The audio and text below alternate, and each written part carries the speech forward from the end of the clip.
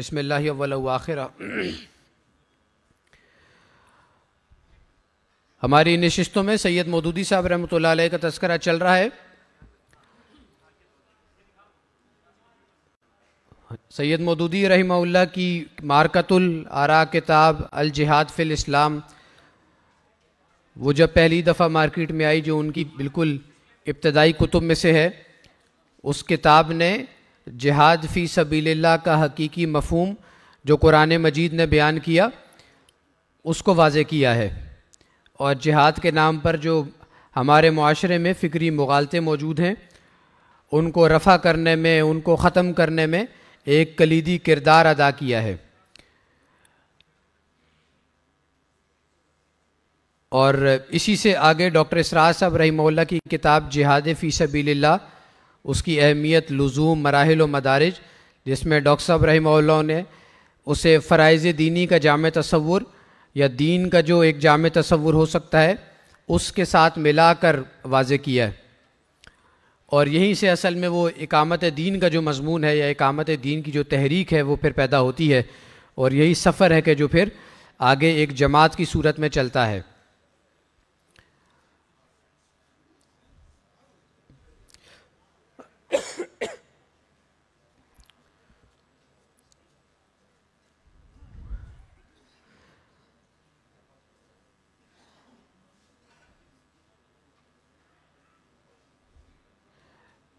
اس طرف نشستیں خالی ہیں، پہلے یہاں تشریف لے آئیں، میرے دائیں طرف۔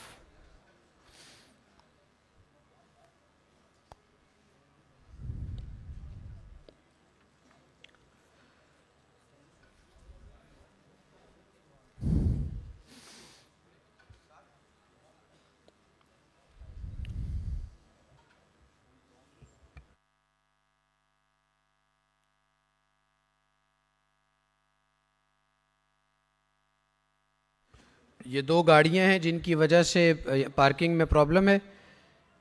ایک ہے UW413، یہ تو کیوان انور بھائی کی گاڑی ہے، ان سے گزارش ہے کہ اپنی گاڑی ذرا سائڈ پہ کر لیں، اور دوسری لاہور نمبر کی ہے LEC 6760، ان سے بھی گزارش ہے کہ اپنی گاڑی ہٹا لیں۔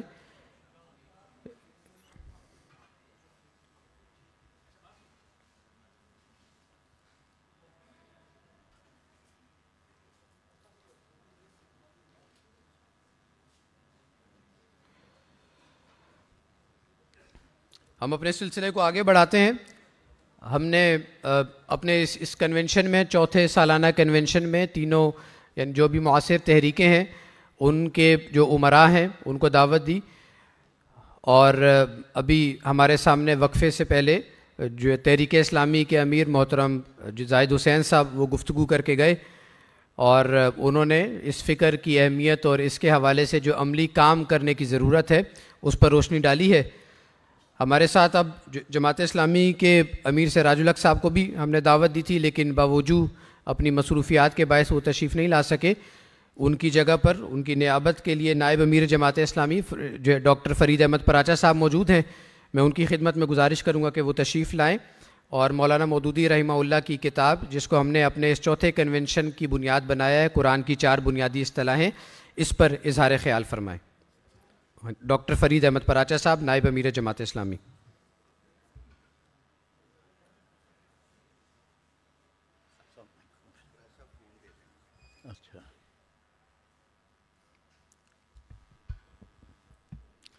الحمدللہ رب العالمین، والصلاة والسلام علی سید المرسلین و خاتم النبیین وعلی آلہ واصحابہ اجمعین۔ قابل احترام جناب خالد محمود عباسی صاحب، جناب زاہد حسین صاحب، انتہائی قابل احترام رفقائے گرامی،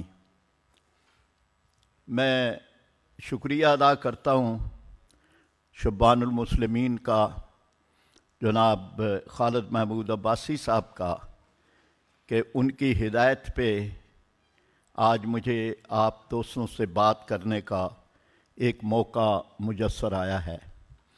سراج الحق صاحب کی طرف سے بھی سوال، آپ کو سلام، معذرت بھی، ابھی اسٹیج سیکرٹری صاحب کہہ رہے تھے کہ بوجوہ، تو بوجوہ میں تو کئی مضمرات بھی ہوتے ہیں کہ پتہ نہیں وہ لاہور میں نہیں ہیں، اور اس کی وجہ سے وہ یہاں تشریف نہیں لا سکے. لاہور میں ہوتے تو ان کا پروگرام تھا. اب یہ جو موضوع ہے اس پہ میں نے پروگرام میں دیکھا کہ الگ الگ قرآن پاک کی ان اہم بنیادی اصطلاحوں کے بارے میں خطاب ہو چکے ہیں، اور ظاہر بات ہے کہ بہت ہی جامع خطاب، خود کتاب بھی بڑی جامع ہے اور اس پر خطاب بھی. تو میں اسی کے حوالے سے چند باتیں آپ کی خدمت میں عرض کروں گا. جتنا بھی ہم دیکھیں اسلام اور اسلام کی اصطلاحیں، قرآن اور قرآن کی اصطلاحیں، تو وہ سارے ایک ہی طرف جا رہی ہیں، اور وہ ہے اقامت دین. اسلام کے بارے میں ہم یہ جانتے ہیں کہ قرآن پاک میں ارشاد فرمایا گیا ہے کہ ان الدین عند اللہ الاسلام، دین اللہ کے نزدیک صرف ایک ہے اور وہ اسلام ہے. یہ بھی ہم جانتے ہیں کہ یہ ایک مکمل دین ہے. الیوم اکملت لکم دینکم واتممت علیکم نعمتی ورضیت لکم الاسلام دینا. یہ دین مکمل، کامل، اکمل، اعلیٰ، عرفہ، اور اس میں زندگی کے تمام پہلوؤں کی رہنمائی. پھر ہمیں بھی کہا گیا اہل ایمان کو کہ یا ایھا الذین آمنوا ادخلوا فی السلم کافہ، ایمان لانے والو یہ دین مکمل ہے، تم بھی مکمل کے مکمل دین میں داخل ہو جاؤ. چنانچہ یہ مکمل دین جو ہے اس میں زندگی کا ہر شعبہ ہے، اور زندگی کے ہر شعبے کا جب ہم نام لیتے ہیں تو یہ ممکن نہیں ہے کہ ہم فرد کی اصلاح کی تو بات کریں، ریاست کی اصلاح کی اور حکومت کی اصلاح کی کوئی بات جس دین میں نہ ہو وہ مکمل کیسے ہو سکتا ہے؟ یہ دین کاروبار کا بھی ہے، بازار کا بھی ہے، ایوان حکومت کا بھی ہے، پارلیمنٹ کا بھی ہے، نظام تعلیم کا بھی ہے، نظام تمدن و سیاست کا بھی ہے، ذرائع ابلاغ کا بھی ہے. یہ ایک مکمل دین ہے کہ جو گھر سے لے کر پارلیمنٹ تک اور پارلیمنٹ سے لے کر عدالت تک ہر جگہ رہنمائی کرتا ہے. پھر اس کے ساتھ یہ کہ قرآن پاک کہ جس کے یہ حفاظت کی ذمہ اللہ تبارک و تعالیٰ نے لی ہے، اور جس قرآن پاک کے بارے میں یہ ارشاد فرمایا گیا کہ فَأْتُوا بِسُورَةٍ مِّن مِّثْلِهِ، اس جیسی کوئی ایک صورت ہی بنا کے دکھا دو، اور جس کے بارے میں کہا گیا کہ لَوْ أَنزَلْنَا هَذَا الْقُرْآنَ عَلَى جَبَلٍ لَرَأَيْتَهُ خَاشِعًا مُتَصَدِّعًا مِّن خَشْيَةِ اللَّهِ.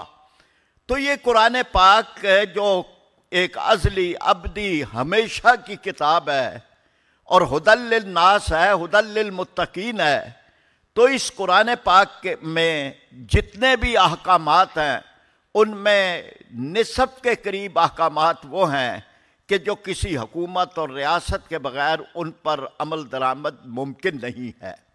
چور کو سزا دینی ہو کون دے گا؟ زانی کو سنگسار کرنا ہے، کوڑے لگانے ہیں، کون کرے گا؟ کیا ہر فرد یہ کرے گا؟ کیا ہر سوسائٹی کے اندر یہ قائم ہوگا؟ چنانچہ اس بارے میں جتنا بھی قرآن پاک کے دیوانی اور فوجداری احکامات ہیں وہ کسی ریاست کے بغیر ممکن نہیں ہے کہ دین قائم ہو اور دین حکومت کے ساتھ قائم ہو. پھر اس کے بعد جو ہمارا بنیادی عقیدہ ہے لا الہ الا اللہ محمد الرسول اللہ، اور لا الہ الا اللہ 12 حرف لا الہ الا اللہ میں، محمد الرسول اللہ 12 حرف اس میں. لا الہ الا اللہ پر بھی کوئی نقطہ نہیں ہے، محمد الرسول اللہ پہ بھی کوئی نقطہ نہیں ہے. 24 یہ حروف بنتے ہیں اور دن کے 24 ہی گھنٹے بنتے ہیں. تو یہ لا الہ الا اللہ جو ہے، لا الہ الا اللہ بنیاد ہے، محمد الرسول اللہ اس پر عمارت ہے. لا الہ الا اللہ عقیدہ ہے، محمد الرسول اللہ اس پر نظام عمل ہے. تو اس لحاظ سے جو یہ عقیدہ توحید ہے یہ خود اس بات کو بیان کرتا ہے کہ اس عقیدہ توحید کے اندر، اور جس کی تشریح قرآن پاک میں کی گئی اور آپ سن بھی چکے ہیں، قرآن پاک ارشاد فرماتا ہے انل حکم الا للہ، حکم صرف اللہ کا چلے گا۔ یہ حکم صرف سیاروں اور ستاروں اور سورج اور چاند پہ نہیں ہے، یہ انسانوں پہ بھی یہ حکم ہے۔ اور اس حکم کے بارے میں کہا گیا کہ انل حکم الا للہ، خدا کے علاوہ کسی کا حکم چل ہی نہیں سکتا۔ پھر اسی طرح سے یہ کہا گیا کہ الیس اللہ باحکم الحاکمین، کیا تمام حاکموں کا حاکم اللہ نہیں ہے؟ پھر قرآن پاک نے جو اللہ کی صفات بیان کی ہے ان میں صفت یہ ہے کہ وسع کرسیہ السماوات والارض، اس کا اقتدار زمین و آسمان پہ پھیلا ہوا ہے، اور اس طرح سے زمین پہ بھی اس کا اقتدار ہے، آسمانوں پہ بھی اس کا اقتدار ہے۔ الا لہ الخلق والامر، بندے اسی کے ہیں، حکم اسی کا چلے گا۔ تو یہ جو جتنی بھی قرآن پاک کی چار بنیادی اصطلاحیں ہیں وہ اسی بات کو بیان کرتی ہیں کہ اللہ تبارک و تعالی وہ رازق بھی ہے، وہ خالق بھی ہے، وہ مالک بھی ہے، وہ حاکم بھی ہے، حکم بھی اسی کا چلنا ہے۔ اللہ رب العالمین کارساز بھی ہے اور اللہ رب العالمین قانون ساز بھی ہے، قانون بھی اسی کا دیا ہوا ہوگا۔ اور اس طرح سے اللہ تبارک و تعالیٰ کے یہ جو نظام ہے لا الہ الا اللہ، اس کا ہم یہ مفہوم جانتے ہیں کہ لا الہ الا اللہ، لا الہ اعلان ہے فرما روا کوئی نہیں، اور حاکم اعلیٰ بجز ذات خدا کوئی نہیں۔ ایک انگریز سیاح کا میں پڑھ رہا تھا تو اس نے کہا کہ میں مسلمانوں کے ممالک کے اندر جب گیا تو میں نے یہ بات دیکھی کہ یہاں پہ قلعے بہت ہی تھوڑے ہیں، مسجدیں بہت ہی زیادہ ہیں۔ تو میں نے محسوس کیا کہ اس چیز کا تعلق مسلمانوں کے عقیدے کے ساتھ ہے، اس لیے کہ مسجد اس بات کا اعلان کر رہی ہے، قلعہ اس بات کا اعلان کرتا ہے کہ میں سب سے بڑا ہوں، اور مسجد اس بات کا اعلان کرتی ہے کہ اللہ سب سے بڑے ہیں۔ قلعے ایک دو ہوتے ہیں، مسجدیں ہزاروں ہوتی ہیں، اور ہر مسجد اعلان کر رہی ہے۔ اس اللہ اکبر کی انقلابی پکار کو ہم نہیں جانتا ہمارا معاشرہ، کہ یہ جب ہم پکار کرتے ہیں اللہ سب سے بڑے ہیں تو اس میں طاغوت کی نفی ہے، اس میں امریکہ کی نفی ہے، اس میں تمام تر دنیا کے متکبرین کی نفی ہے کہ اللہ اکبر کوئی بڑا نہیں ہے، صرف اللہ تبارک و تعالیٰ کی ذات بڑی ہے۔ ہزاروں مساجد یہ اعلان کر رہی ہیں، صبح و شام ہوتی ہے، دن میں 5 مرتبہ یہ اعلان ہوتا ہے۔ پھر جو رسالت ہے دوسرا عقیدہ، اس رسالت میں بھی یہ بات ہے کہ هو الذی ارسل رسولہ بالہدی والدین الحق لیظہرہ علی الدین کلہ، اللہ تبارک و تعالیٰ نے اپنے نبی صلی اللہ علیہ وسلم کو بھیجا کتاب ہدایت کے ساتھ، دین حق کے ساتھ، تاکہ اس کو غالب کر دے، لیظہرہ، تاکہ غالب کر دے۔ یہ دین غلافوں میں لپیٹ کے رکھنے کے لیے نہیں آیا، یہ دین غالب ہونے کے لیے آیا ہے کہ ہر جگہ اس دین کا غلبہ ہو، عدالتوں پہ، ایوانوں میں، دنیا کے ہر شعبہ زندگی کے اندر اس دین کا غلبہ ہو۔ قرآن پاک میں جو ایک مختصر سی آیت ہے، اس آیت کے اندر ایک طرح سے پورا سیاسی نظام بھی ہمارا بیان ہوا ہے۔ اطیعوا اللہ واطیعوا الرسول واولی الامر منکم، اطاعت کرو اللہ کی، اطاعت کرو اللہ کے رسول کی۔ واولی الامر منکم، اپنے حکمرانوں کی بھی اطاعت کرو جو اولی الامر ہے۔ لیکن قرآن پاک کی بلاغت اور اس پہ آپ قربان جائیے کہ اطیعوا کا لفظ اللہ کے ساتھ، اطیعوا کا لفظ رسول کے ساتھ، اولی الامر کے ساتھ الگ سے اطیعوا کا لفظ نہیں ہے۔ اللہ اور رسول کی اطاعت مستقل بالذات ہے، غیر مشروط ہے، دائمی ہے، ہمیشہ کی ہے، اف بٹ اس میں نہیں ہے۔ لیکن اولی الامر کی اطاعت کے ساتھ پابند ہے اللہ اور رسول کی اطاعت کی، اس لیے اس کے ساتھ الگ سے اطیعوا کا لفظ نہیں ہے۔ پھر اولی الامر منکم، تم میں سے ہوں، عربی میں علیکم بھی کہا جا سکتا تھا کہ جو تم پر اولی الامر ہوں، لیکن علیکم کا لفظ نہیں ہے، اس لیے کہ اسلام شہنشاہیت کو، آمریت کو، مسلط ہونے کو تسلیم نہیں کرتا۔ منکم تم میں سے ہوں، جو تم میں سے تمہاری رائے کے ساتھ آئیں، ان کو قرآن پاک نے بیان کیا۔ اللہ کے نبی صلی اللہ علیہ وسلم نے جب کوہ صفا پہ چڑھ کے پہلا خطبہ دیا ہے یا پہلا جلسہ عام منعقد کیا، تو اس میں آپ صلی اللہ علیہ وسلم نے لوگوں کے سامنے اللہ کا کلام اور وحی کا اعلان کرنے سے پہلے خود اپنی کتاب سیرت، اپنی کتاب زندگی رکھ دی۔ لَقَدْ لَبِثْتُ فِيكُمْ عُمْرِي، میرے شہر کے لوگوں میں نے تو عمر تمہارے درمیان گزاری ہے، میرا بچپن، میری جوانی، میری جلوتیں، خلوتیں، تجارتیں، تعلقات، معاملات سب تمہارے سامنے ہے۔ حل وجدتمونی صادقا او کاذبا، جواب دو مجھے سچا پایا ہے یا جھوٹا۔ یہ بنیاد ہے قیادت کا، یہ بنیاد ہے جو ہمارے کانسٹیٹیوشن میں بھی لکھا ہوا ہے۔ سارا شہر گواہی دے رہا ہے، جربناک مرارا ووجدناک صادقا وامینا۔ اے عبداللہ کے در یتیم اور آمنہ کے لال، ہم بار بار آپ کو آزماتے رہے ہیں اور صادق و امین ہی پاتے رہے ہیں۔ تو صادق و امین ہونا یہ ریاست کی بنیادی صفت ہے، وہ فرد ہو یا ادارہ ہو۔ پھر اسی طرح سے قرآن پاک کے اندر بیان کیا گیا کہ فَلَا وَرَبِّكَ لَا يُؤْمِنُونَ حَتَّى يُحَكِّمُوكَ فِي مَا شَجَرَ بَيْنَهُمْ۔ یہ ممکن ہی نہیں ہے کہ یہ مسلمان ہوں جب تک آپ کے حکم کو، آپ کو حکم نہ تسلیم کر لیں۔ اور کہا گیا کہ فَإِن تَنَازَعْتُمْ فِي شَيْءٍ فَرُدُّوهُ إِلَى اللَّهِ وَرَسُولِهِ، اگر تمہارے درمیان کوئی اختلاف پیدا ہو جائے تو اللہ اور رسول کی طرف۔ حضرت ربیع بن عامر ان کو موقع ملا سفیر بن کے جانے کا رستم کے دربار میں ایرانی سپہ سالار، تو اس نے دریافت کیا عرب کے لوگوں کس لیے نکلے ہو؟ مال غنیمت چاہیے تو ہم خود تمہیں دے دیتے ہیں، اگر تمہارے پیش نظر کوئی علاقہ فتح کرنا ہے تو اپنی سرحدوں کے ساتھ ساتھ کا ہم علاقہ بھی تمہیں دے دیتے ہیں۔ تو انہوں نے جواب دیا کہ ہم نہ مال غنیمت کے لیے نکلے ہیں نہ کشور کشائی کے لیے، ہم اس لیے نکلے ہیں کہ بندوں کو بندوں کی غلامی سے نکال کر بندوں کے رب کی غلامی میں دے دیں۔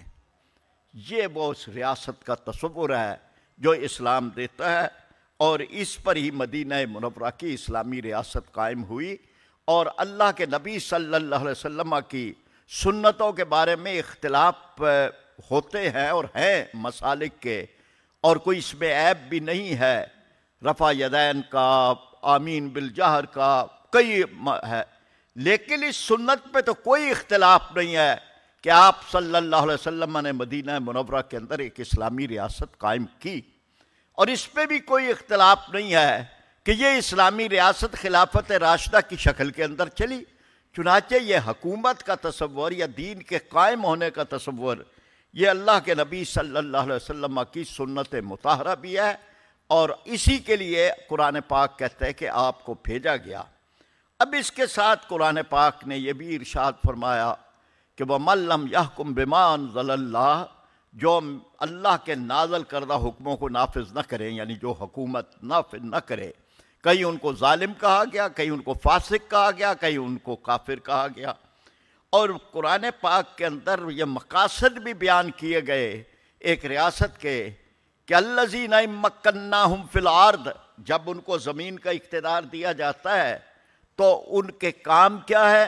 وہ نماز کا نظام قائم کرتے ہیں، زکوٰۃ کا نظام قائم کرتے ہیں، امر بالمعروف کرتے ہیں، نہی عن المنکر کرتے ہیں۔ یہ ذمہ داری، یہ ریاست کی ذمہ داری ہے۔ پھر اسی طرح سے جو وعدہ کیا گیا ہے کہ وعد اللہ الذین آمنوا منکم وعملوا الصالحات، جو ایمان لائیں اور اعمال صالحہ اختیار کریں، تو قرآن پاک نے کہا لَيَسْتَخْلِفَنَّهُمْ فِي الْأَرْضِ، اللہ تبارک و تعالیٰ ان کو زمین کی خلافت ضرور دے گا، كَمَا اسْتَخْلَفَ الَّذِينَ مِن قَبْلِهِمْ، جیسے پہلوں کو دیا ہے۔ لیکن صرف اس لیے نہیں ہوگا کہ کچھ کو اقتدار مل جائے، کرسیاں مل جائیں، وزارتیں مل جائیں۔ وَلَا يُمَكِّنَنَّ لَهُمْ دِينَهُمُ الَّذِي ارْتَضَىٰ لَهُمْ، اس اقتدار کے ذریعے اللہ اس دین کو قائم فرما دیں گے جس کو اس نے ان کے لیے پسند کر دیا ہے۔ پھر دین کا قیام صرف آئین کی آرٹیکل میں نہیں ہوگا، وَلَا يُبَدِّلَنَّهُمْ مِن بَعْدِ خَوْفِهِمْ أَمْنًا، اللہ تبارک و تعالیٰ معاشرے کو بدل کے رکھ دیں گے، اور جس جس جگہ خوف کی کیفیت ہے وہ امن کے ساتھ تبدیل ہو جائے گی۔ تو اس لحاظ سے یعنی پورا لاہ عمل واضح ہے۔ اب اس کے بعد ہمارے ہاں اور بھی کسی نقطہ نظر سے دیکھیں تو قرآن پاک نے عبادات کو اجتماعی شکل دی ہے اسلام میں۔ نماز گھر میں بھی ہو سکتی تھی لیکن نماز مسجد میں ہے، اجتماعی شان ہے۔ رمضان پوری دنیا میں ایک آدھ دن کے فرق کے ساتھ پوری دنیا میں آتا ہے ایک ہی وقت میں، حج ایک ہی موقع پہ ہوتا ہے، تو اجتماعی شان ہے ہمارے دین کی اور عبادات کی۔ پھر اللہ تبارک و تعالی نے ہمیں امت بنایا ہے، یہ سارا وہ تسلسل ہے جو اقامت دین کا ہے، یعنی قوم نہیں بنایا، امت بنایا ہے۔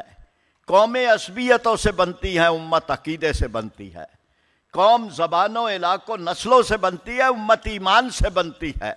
پھر امت بنا کے بھی 3 صفات بیان کی ہیں، ان ھذہ امتکم امۃ واحدہ، یہ تمہاری امت واحدہ ہے۔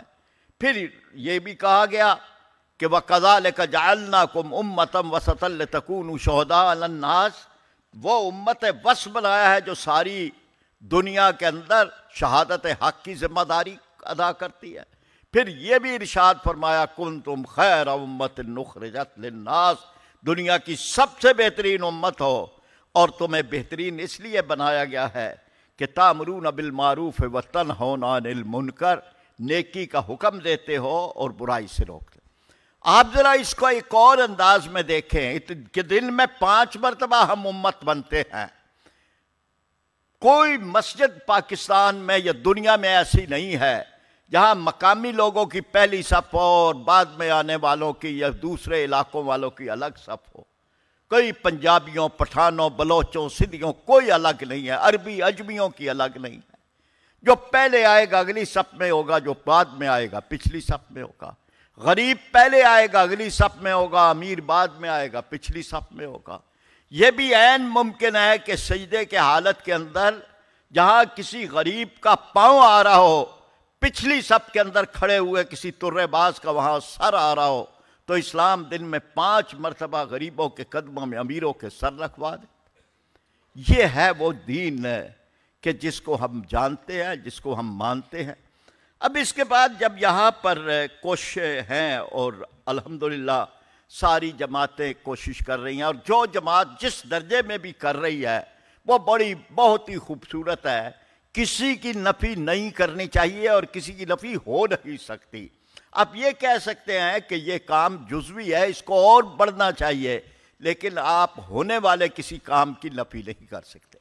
لیکن یہاں جو جماعتیں اس کام کے لیے ہیں کہ نظام کو بدلا جائے، جہاں دین اور سیاست کی جو تقسیم ہے اس کے وہ قائل نہیں ہیں، اور وہ سمجھتے ہیں کہ دین جو ہے وہ غلبے کا نام ہے اور جدا ہو دین سیاست سے تو رہ جاتی ہے چنگیزی، تو ان کے لحاظ سے جماعت اسلامی بھی ہے، باقی جماعتیں بھی ہیں۔ اس سلسلے کی 2-3 باتیں میں عرض کرنا چاہتا ہوں۔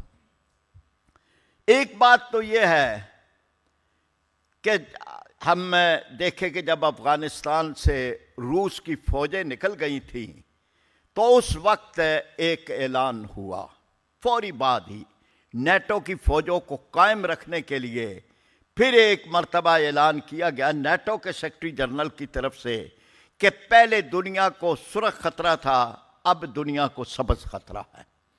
گویا کہ یہ جو اعلان ہے یہ ویسٹ کے ساتھ جو کلیش ہے یہ ہم نے نہیں چھیڑا، یہ انہوں نے چھیڑا ہے۔ پھر اس کے بعد رچرڈ نکسن نے کہا کہ پولیٹیکل اسلام دنیا کے لیے خطرہ ہے، سیاسی اسلام دنیا کے لیے خطرہ ہے۔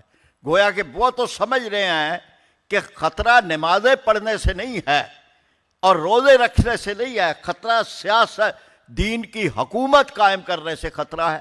چنانچہ انہوں نے کہا کہ سیاسی اسلام دنیا کے لیے اور جہادی اسلام دنیا کے لیے خطرہ ہے، اور ان کی ساری فلسفی اس پہ چلتی ہے۔ اسی دور کے اندر یہ سیموئل ہنٹنگٹن کی جو کتاب دی کلیش آف سیولائزیشن آئی تو اس کے اندر بھی یہ بات کی گئی کہ اگر دنیا کو ہم کسی ہماری تہذیب کو، ہم مغربی تہذیب کو اگر کوئی خطرہ ہے تو وہ اسلامی تہذیب سے ہے کہ جو دنیا پہ حکومت کرنے کا دعویٰ کرتی ہے۔ پھر یہ بات جو ہے دی اینڈ آف ہسٹری فوکویاما کی کتاب، تو گویا کہ وہاں تو یہ سمجھا جا رہا ہے ہمارے ہاں یہ دین اور سیاست کی تقسیم اور پھر سیاست کو اس کہہ کے ختم کر دینا کہ یہ تو مغربی جمہوریت کی بات ہے۔ اب کوئی دیانتداری کی اگر بات ہو تو مغربی جمہوریت میں اور اسلام کے شورائی نظام کے اندر زمین و آسمان کا فرق ہے۔ مغربی جمہوریت جو ہے وہ عوام کی حاکمیت کا نام ہے، اور اسلامی جمہوریت یا اسلامی شورائیت کا نظام اللہ کی حاکمیت کا نام ہے۔ ہمارے کانسٹیٹیوشن کے اندر بھی لکھا گیا کہ جو قرارداد مقاصد ہے کہ حاکمیت اعلیٰ اللہ رب العالمین کی ہے، نہ کسی پارلیمنٹ کی، نہ کسی آرمی چیف کی، نہ کسی چیف جسٹس کی، نہ صدر، نہ وزیر اعظم، نہ سپیکر، نہ سینٹ چیئرمین، کسی کی بھی نہیں ہے۔ حاکمیت اعلیٰ اللہ رب العالمین کی ہے۔ تو کتنا بڑا فرق ہے، اور آپ ایک جمہوریت کے لفظ سے اس کو ریجیکٹ کر دیں اور کہیں جی یہ جمہوریت کی بات کرتے ہیں، تو ہم اسلام کی بات کرتے ہیں جمہوریت۔ یہ تو ایک یعنی اگر مقابلہ یہ ہو کہ آمریت ہو یا بادشاہت ہو یا شہنشاہیت ہو، تو پھر اس کا تصور دینے کے لیے جمہوریت کی بات ہے کہ مسلط ہونے کا اور موروثیت کا نام نہیں ہے، بلکہ یہ لوگوں کو کی اپنی مرضی سے اور ان کے چناؤ سے۔ چنانچہ جو بیعت کا نظام تھا وہ بھی یہی تھا کہ ایک چناؤ تھا، اور اس میں حضرت عبد الرحمن بن عوف جنہیں چیف الیکشن کمشنر مقرر کیا گیا، حضرت عمر رضی اللہ تعالیٰ عنہ نے جو کمیٹی بنائی، تو وہ جو دو افراد کے درمیان ایک طرح سے ریفرینڈم یا پولنگ ہو رہی تھی، تو حضرت عبد الرحمن بن عوف جو ہیں وہ بیان کرتے ہیں کہ میں جو ہے وہ ہم گئے قافلوں کے پاس بھی جو آئے تھے، حتیٰ کہ پانی بھرنے والی عورتوں تک سے ہم نے جا کے پوچھا کہ عثمان اور علی رضوان اللہ اجمعین ان میں سے کون بہتر ہے۔ تو یہ کوئی ایسی چیز نہیں ہے کہ جس کی نفی کر کے آپ سارے سیاسی کام کو، جس کے نتیجے کے اندر ہی پاکستان اسلامی جمہوریہ پاکستان بنا، جس کے نتیجے کے اندر ہی پاکستان کے کانسٹیٹیوشن میں ریاست کا مذہب اسلام قرار دیا گیا، جس کے نتیجے کے اندر ہی قرارداد مقاصد پاس ہوئی، جس کے نتیجے کے اندر ہی 31 علماء کرام 22 نکات پہ اکٹھے ہوئے، جس کے نتیجے کے اندر ہی آرٹیکل 31 کے تحت معاشرہ اسلامی بنانا ریاست کی ذمہ داری قرار دیا گیا، آرٹیکل 38 ایپ کے تحت سود کا خاتمہ ریاست کی ذمہ داری۔ اب اتنے سب کچھ ہونے کے بعد بھی ہم صرف یہ کہہ کے، ہمارے بعض دوست وہ کہتے ہیں یہ جمہوریت کی بات کرتے ہیں، تو اس سے ختم نہیں ہوتی بات ہے۔ کوئی اور متبادل نظام یہاں موجود اگر ہو تو پھر آپ کہیں کہ اس کے بجائے تبدیلی کے لیے یہ نظام ہو۔ دنیا کے اندر تبدیلی کا راستہ جہاں جہاں بھی موجود ہے، جیسے ترکی ہے، جیسے انڈونیشیا ہے، ملائیشیا ہے، پاکستان ہے، ایران ہے، تو وہاں پر یہ راستے اختیار کرنے سے ہی کچھ قدم آگے بڑھے ہیں۔ یا پھر جہاں پہ یہ طریقہ کوئی تبدیلی کا موجود نہیں تھا، جیسے افغانستان ہے، جیسے فلسطین ہے، تو وہاں پر پھر جہاد کا راستہ جو ہے اس کے ذریعے سے، تاکہ اور کوئی راستے وہاں موجود ہی نہیں ہیں۔ اب میں اس سلسلے کے اندر عرض کروں گا شبان المسلمین کے لیے بھی اور اسلامی تحریک کے بھی قائد یہاں تشریف فرما ہے کہ یہ ساری جماعتیں اور تنظیم اسلامی بھی جو یہ سمجھتی ہیں کہ اقامت دین پر ان کا اتفاق ہے، تو ان سے یہ میں بات عرض کروں گا کہ جی جب کبھی اس ملک کے اندر انتخاب ہوں تو کوشش یہ فرمائیں 3-4۔ پہلی بات تو یہ ہے کہ سب مل کے ہم یہ کوشش کریں کہ یہاں پر متناسب نمائندگی کا نظام آئے۔ یہ جو الیکٹیبلز کی مجبوریاں ہیں، یہ جو ہر حکومت کچرا اکٹھا کر لیتی ہے، اور ہماری اسٹیبلشمنٹ کے پاس بھی 50-60 MNAs وغیرہ ہوتے ہیں، ان کو کبھی اٹھا کے اس شطرنج کے اس طرف رکھ دیتے ہیں، کبھی اس طرف رکھ دیتے ہیں، تو اس سے نجات مل سکتی ہے متناسب نمائندگی کے نظام، کہ ووٹ جو ہیں وہ پارٹیوں کو ملیں، ووٹ افراد کو نہ ملیں۔ دوسری بات جو اس کے ساتھ ہے کہ ووٹ کو دینا لازمی قرار دیا جائے. دنیا کے اندر موجود ہے، ترکی میں موجود ہے، باقی جگہ ووٹ کا، اور وہاں پر شرح جو ہوتی ہے ووٹنگ کی 80 85%، 87%، 90% ہوتی ہے. ہمارے ہاں 35 40 50 سے اوپر نہیں جاتی. تو اس لیے اس بات کی بھی ہم مل کے کوشش کریں کہ ووٹ دینا لازمی ہو. اور اس طرح سے اگر جب تک یہ نہیں ہوتا تو جو جماعتیں ووٹ نہیں دیتی ان سے بھی گزارش ہے کہ جی ووٹ دیں اور اچھے نمائندوں اور اچھی جماعتوں کے حق کے اندر آپ ووٹ کو استعمال کریں.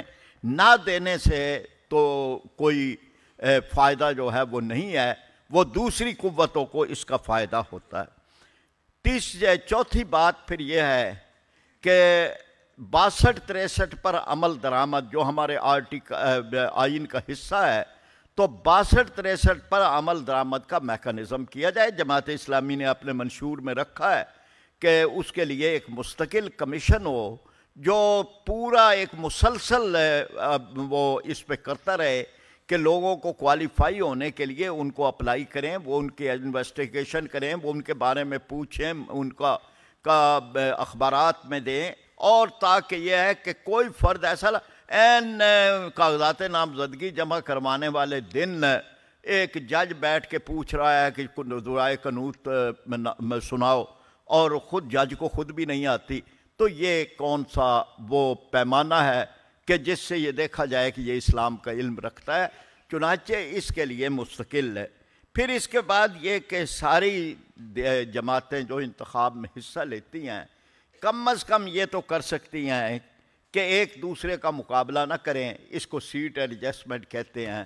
یعنی جس طرح سے جماعت اسلامی اور جمعیت علماء اسلام، علماء پاکستان، جمعیت اہل حدیث، جو بھی جماعتیں حصہ لیتی ہیں، اتنا اگر کر لیں، اتحاد قائم نہ کریں. اتحاد کے بھی کئی قیمت ہوتی ہے اور کئی مضمرات ہوتے ہیں. پھر اسی طرح سے یہ بات کہ کرپشن کے خلاف تحریک اٹھائی جائے. ملک تو تباہ و برباد ہے ان کرپٹ سیاستدانوں کے ہاتھوں میں. معیشت کھوکھلی ہو گئی ہے. تو سودی معیشت کے خاتمے کے لیے اور کرپشن کے خاتمے کے لیے مل کے تحریک اٹھانی چاہیے. آواز اٹھائی جائے، نکلا جائے، بات کی جائے، عدالتوں میں جایا جائے. پہلے تنظیم اسلامی اور جماعت اسلامی عدالت کے اندر سود کے خلاف. تو یہ مل جل کے کام کرنے والے ہیں تاکہ یہ ہے کہ یہ ہماری بات جو ہے وہ نہ ہو کہ ہم ایک دوسرے کی نفی کرتے رہیں. ایک دوسرے کی نفی کرنے کے بجائے اکٹھا کیا جائے، قوتوں کو بڑھایا جائے اور ان میں کوئی ایسا لاہ عمل اختیار کیا جائے کہ جس کے نتیجے کے اندر ہم وہ منزل جو اسلامی نظام کی ہے، جو نظام مصطفیٰ، نفاذ شریعت، آپ کوئی نام دے دیں، حکومت الہیہ، قرآن و سنت کی بالادستی، کچھ بھی ہو، اس کے لیے وہ منزل جو ہے وہ قریب آ سکے. میں آپ تمام حضرات کا شکریہ ادا کرتا ہوں، خاص طور پر خالد محمود عباسی صاحب کا، اور دعا ہے کہ اللہ تبارک و تعالی اس اکٹھ کو جو آپ قائم ہے برکتوں کے ساتھ، رحمتوں کے ساتھ، اپنی حفاظت کے ساتھ نوازے. وآخر دعوانا ان الحمدللہ رب العالمین.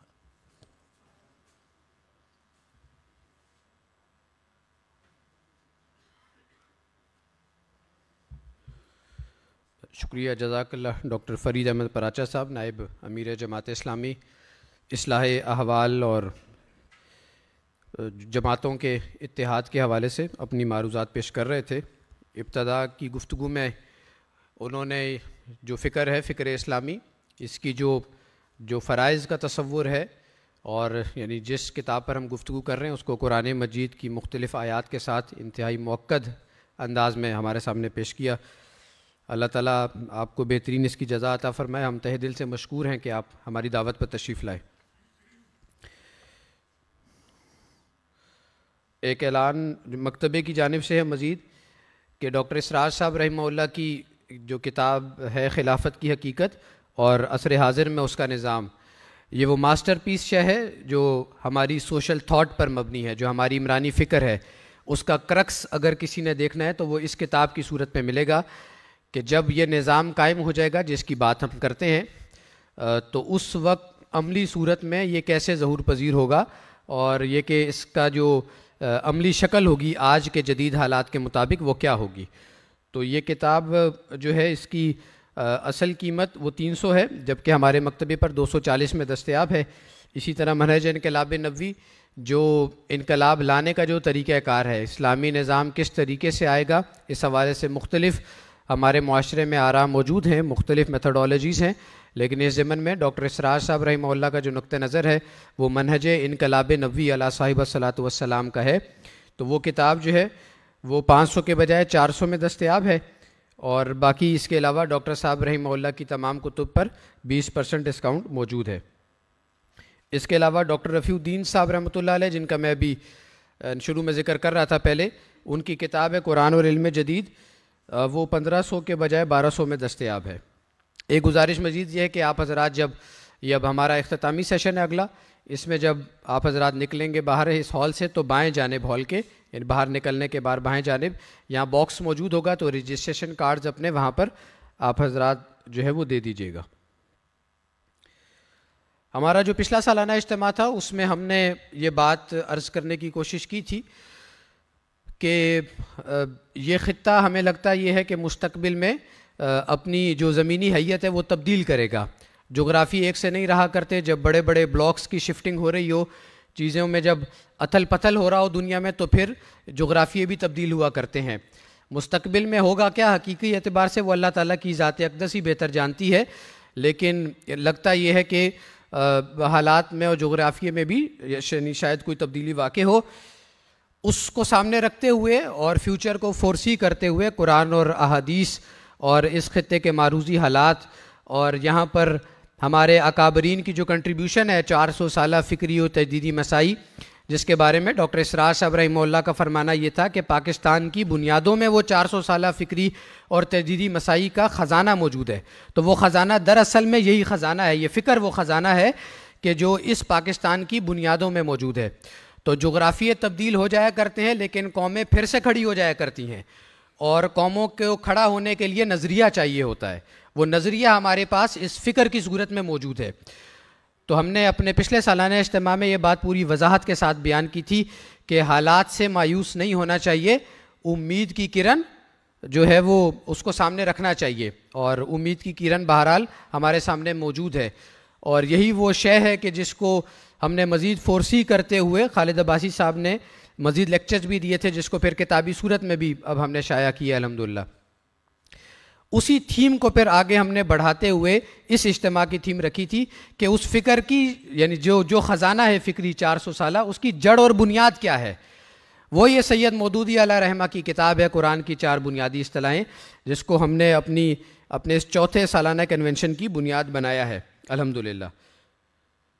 اور اسی میں ہم نے کوشش یہ کی تھی کہ اس کا جو کاؤنٹر آرگومنٹ ہے وہ بھی ہمارے سامنے آ جائے. وہ کل جو ابتدا کی نشست ہوئی اس میں آپ حضرات کے سامنے وہ شے بھی آ چکی ہے.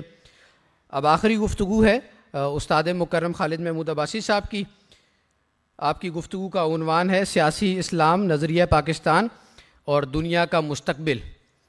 میں ان سے گزارش کروں گا کہ وہ تشریف لائیں اور اس موضوع پر اظہار خیال فرمائیں.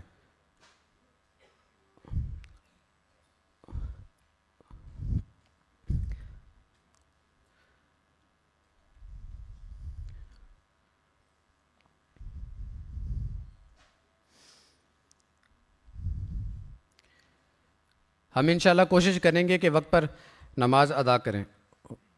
وفا کے رستے کا ہر مسافر گواہی دے گا کہ تم کھڑے تھے. جناب خالد عباسی صاحب.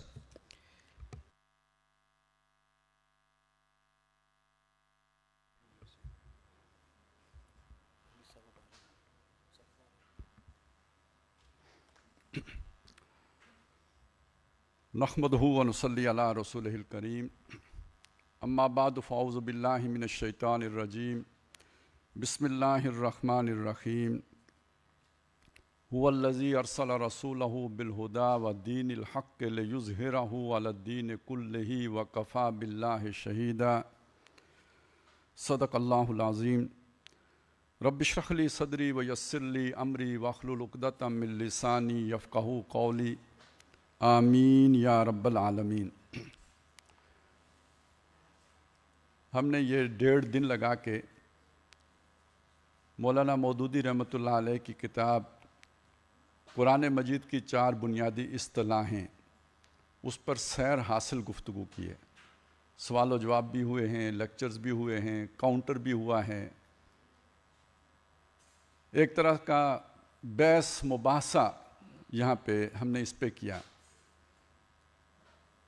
پھر یہ کہ ہم نے اس سوچ کے اوپر جو مختلف ہماری جماعتیں ہمارے ملک میں کام کر رہی ہیں، اس پر عمل پیرا ہیں، ان کے اکابرین کو، ان کے ذمہ داران کو، ان کے رہنماؤں میں سے جو بھی ہمیں میسر آئے ان کو بلایا. مقصد یہ تھا کہ یہ کوئی خیال نہیں ہے، یہ کوئی محض تصور نہیں ہے، یہ کوئی ایک علمی سی بات نہیں ہے، بلکہ یہ کہ اس پر عمل درآمد بھی ہو رہا ہے. اور یہ بھی ایک اعتبار سے ہم دیکھیں تو یہ عمل درآمد بھی 100 سال کی تاریخ رکھتا ہے. اسی سوچ پر سب سے پہلے ابوالکلام آزاد نے حزب اللہ کی بنیاد رکھی. پھر کچھ عرصے کے بعد وہ مایوس ہو کے خود کانگریس میں چلے گئے. تو پھر اللہ تعالیٰ نے مولانا مودودی رحمۃ اللہ علیہ کو جماعت اسلامی بنانے کی توفیق دی. تو یہ ایسا نہیں کہ اچانک کوئی خیال ہے جو ہمارے دلوں میں پیدا ہوا ہے، اس کی بھی ایک 100 سال کی تاریخ ہے. اور محض یہ خیال نہیں ہے بلکہ قابل عمل نظریہ ہے، سوچ ہے، فکر ہے. جب رد و قدا ہوتی ہے، جب کوئی کسی فکر کو اپنے دلائل سے کاٹنے کی کوشش کرتا ہے تو اس سے ذہن کے اندر ایک ہلچل پیدا ہوتی ہے. ہم اسے فتنہ بھی کہہ سکتے ہیں، لیکن فتنہ بھی سراپا شر نہیں ہوتا، اس کے اندر بھی ایک فائدہ ہوتا ہے کہ اس نظریے، اس سوچ کی مزید گہرائی آپ کو حاصل ہوتی ہے. جو کچے لوگ ہوتے ہیں وہ اس فتنے میں بہہ جاتے ہیں، لیکن جن کو اس سوچ کے ساتھ وابستگی حاصل ہوتی ہے، پختگی ہوتی ہے، گہرائی سے اس فکر کو جانتے ہوتے ہیں، اس فتنے کے نتیجے میں ان کی سوچ میں مزید گہرائی پیدا ہو جاتی ہے. اس فتنے کے نتیجے میں ان کی وابستگی میں مزید اضافہ ہو جاتا ہے. اس فتنے کے نتیجے میں اس فکر کے ساتھ ان کا فہم پہلے سے بڑھ جاتا ہے. تو فتنے سے گھبرایا نہ کریں، مخالفت سے گھبرایا نہ کریں، مقابل دلائل سے گھبرایا نہ کریں. ہمارے بعض لوگ پہلے دن کے پہلے سیشن سے کچھ پریشان سے ہو گئے تھے، تو آج آپ کو اندازہ ہو رہا ہوگا کہ اس سے ذہن کھلتے ہیں، اور جب مقابلے میں آپ اپنی بات کو پیش کرتے ہیں تو وہ مؤکد ہو کر مزید تاکید کے ساتھ دماغوں میں جگہ بناتی ہے.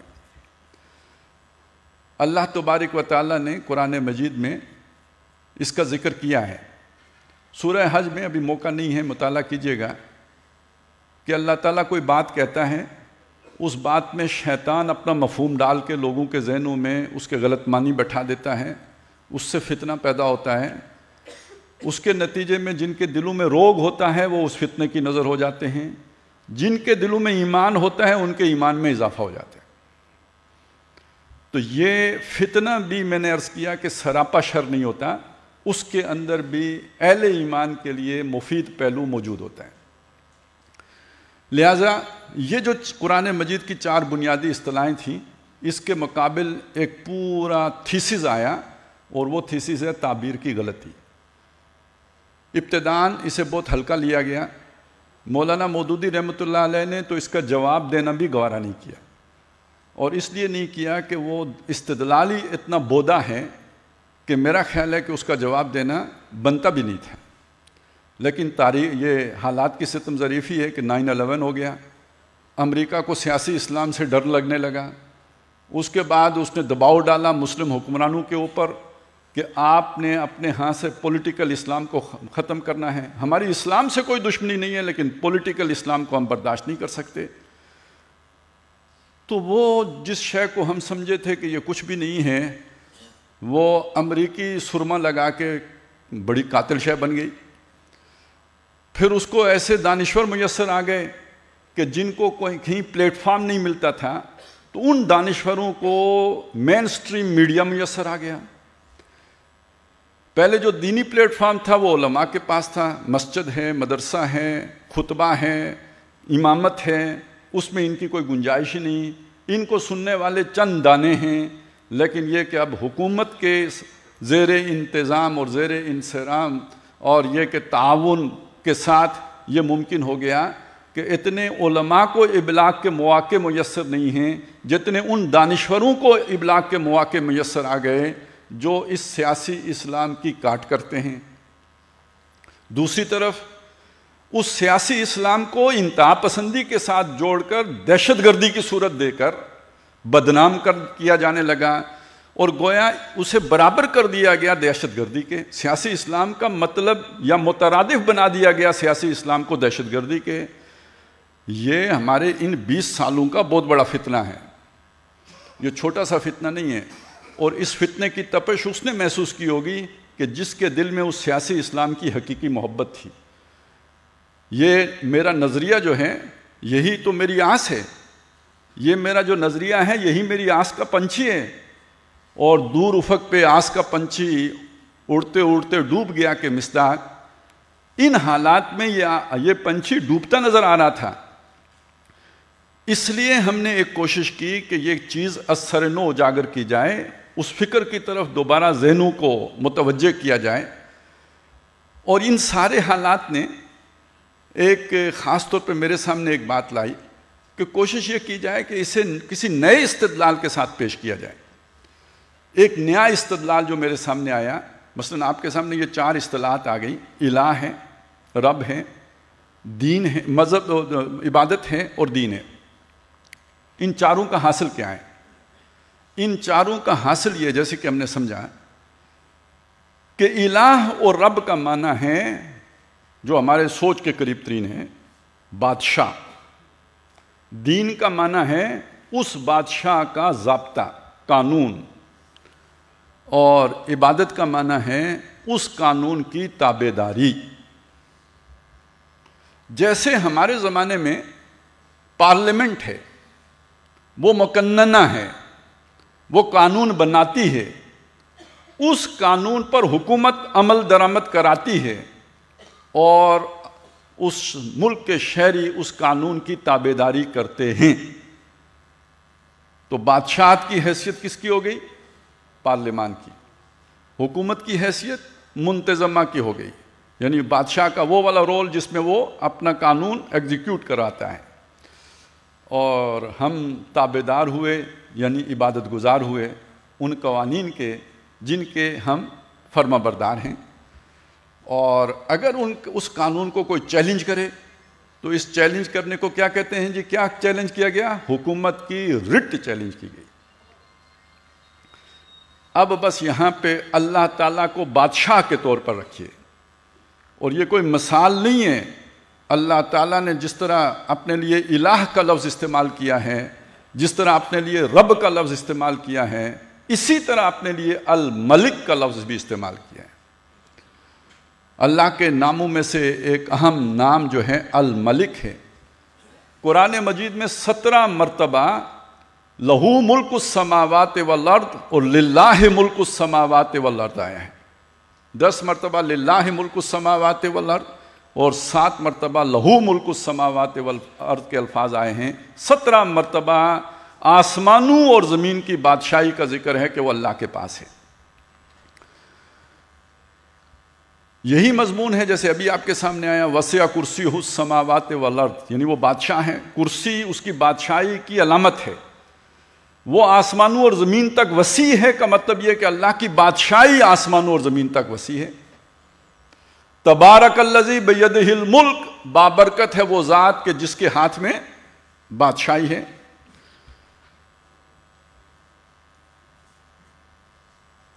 سبحان الذی بیدہ ملکوت کل شیء، پاک ہے وہ ذات کہ جس کے ہاتھ میں ہر شے کی بادشاہی ہے۔ اور جو اس کی بادشاہی کو نہیں مانتے ان کو ڈرایا گیا، دھمکایا گیا کہ جب آخرت ہوگی وہاں اللہ پوچھے گا الیس لی ملک لمن الملک اليوم، آج کے دن بادشاہی کس کی ہے؟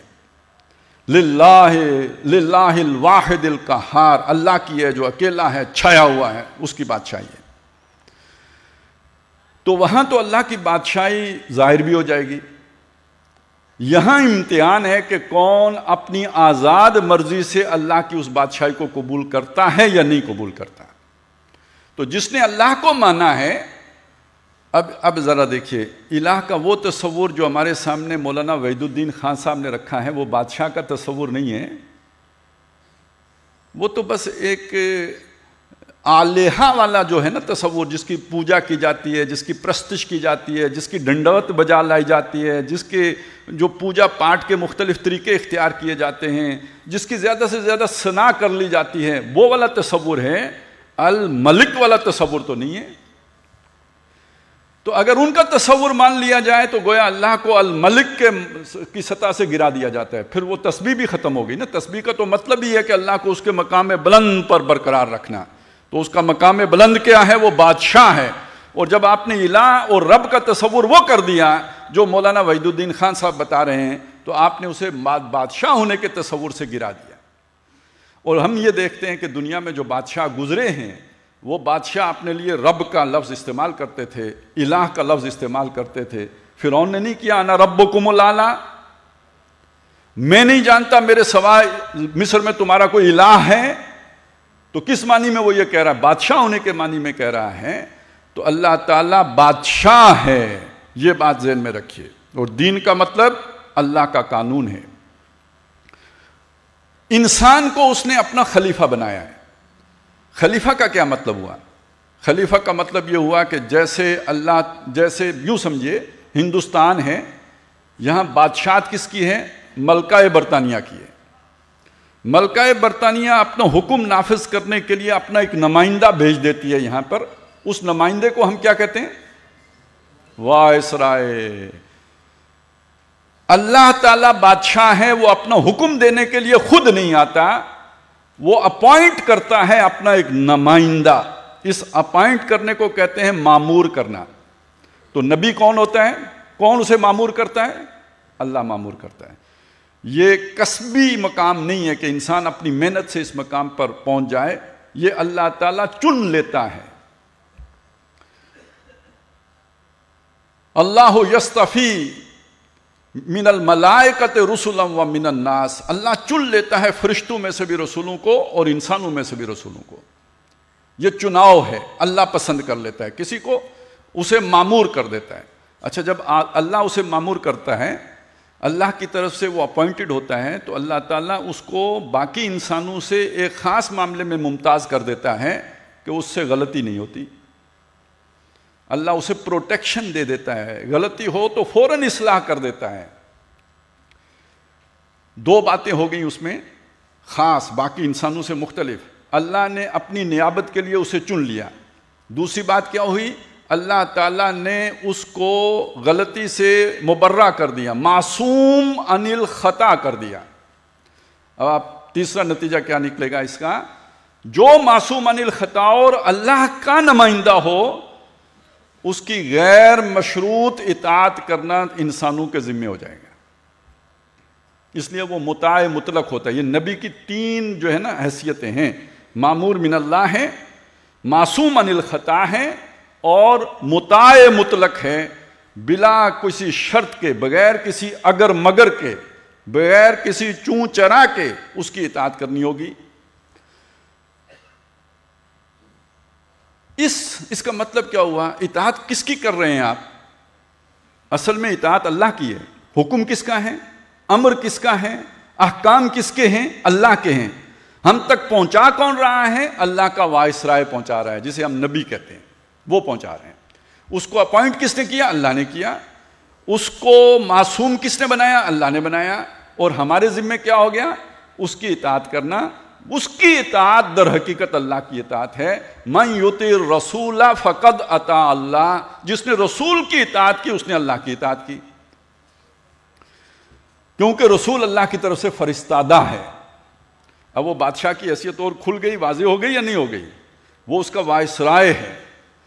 اور اس اطاعت کو وہ جو نبی کے ساتھ اس کا جو اس کے لیے نام بنتا ہے یا عنوان بنتا ہے، اسے ہم اتباع کہتے ہیں. اور وہی عنوان جب اللہ کے لیے ہم اختیار کرتے ہیں، اسی مفہوم کا عنوان اسے دیتے ہیں تو اسے عبادت کہتے ہیں. جو نبی کی اتباع ہے وہ اللہ کی عبادت ہے۔ اب آ جائیں اس چیز کی طرف کہ ختم نبوت کے بعد اس کی صورت کیا بنی۔ آخری پیغام آ گیا، بتا دیا، الیوم اکملت لکم دینکم واتممت علیکم نعمتی ورضیت لکم الاسلام دینا۔ یہ اب آخری مکمل ہو کے آپ کے پاس آ گیا۔ نمبر 2، اللہ کا آخری پیغام جو ہے وہ محفوظ ہو گیا۔ رسول جو اللہ کی طرف سے آتا تھا کیا کرتا تھا؟ اللہ کا پیغام پہنچاتا تھا۔ اللہ کا پیغام پہنچ گیا، اللہ نے مکمل کر کے اسے محفوظ کر دیا، اب وہ گم نہیں ہوگا۔ تیسری بات، اللہ نے ایک امت کھڑی کر دی، یہ امت بھی رسول کی نیابت کر رہی ہے۔ یہ اب اللہ کی نیابت نہیں ہے، یہ اب سمجھ لیجئے فرق ہو گیا۔ اللہ کا نمائندہ کون ہے؟ رسول۔ رسول کے نمائندے کون ہیں؟ امت۔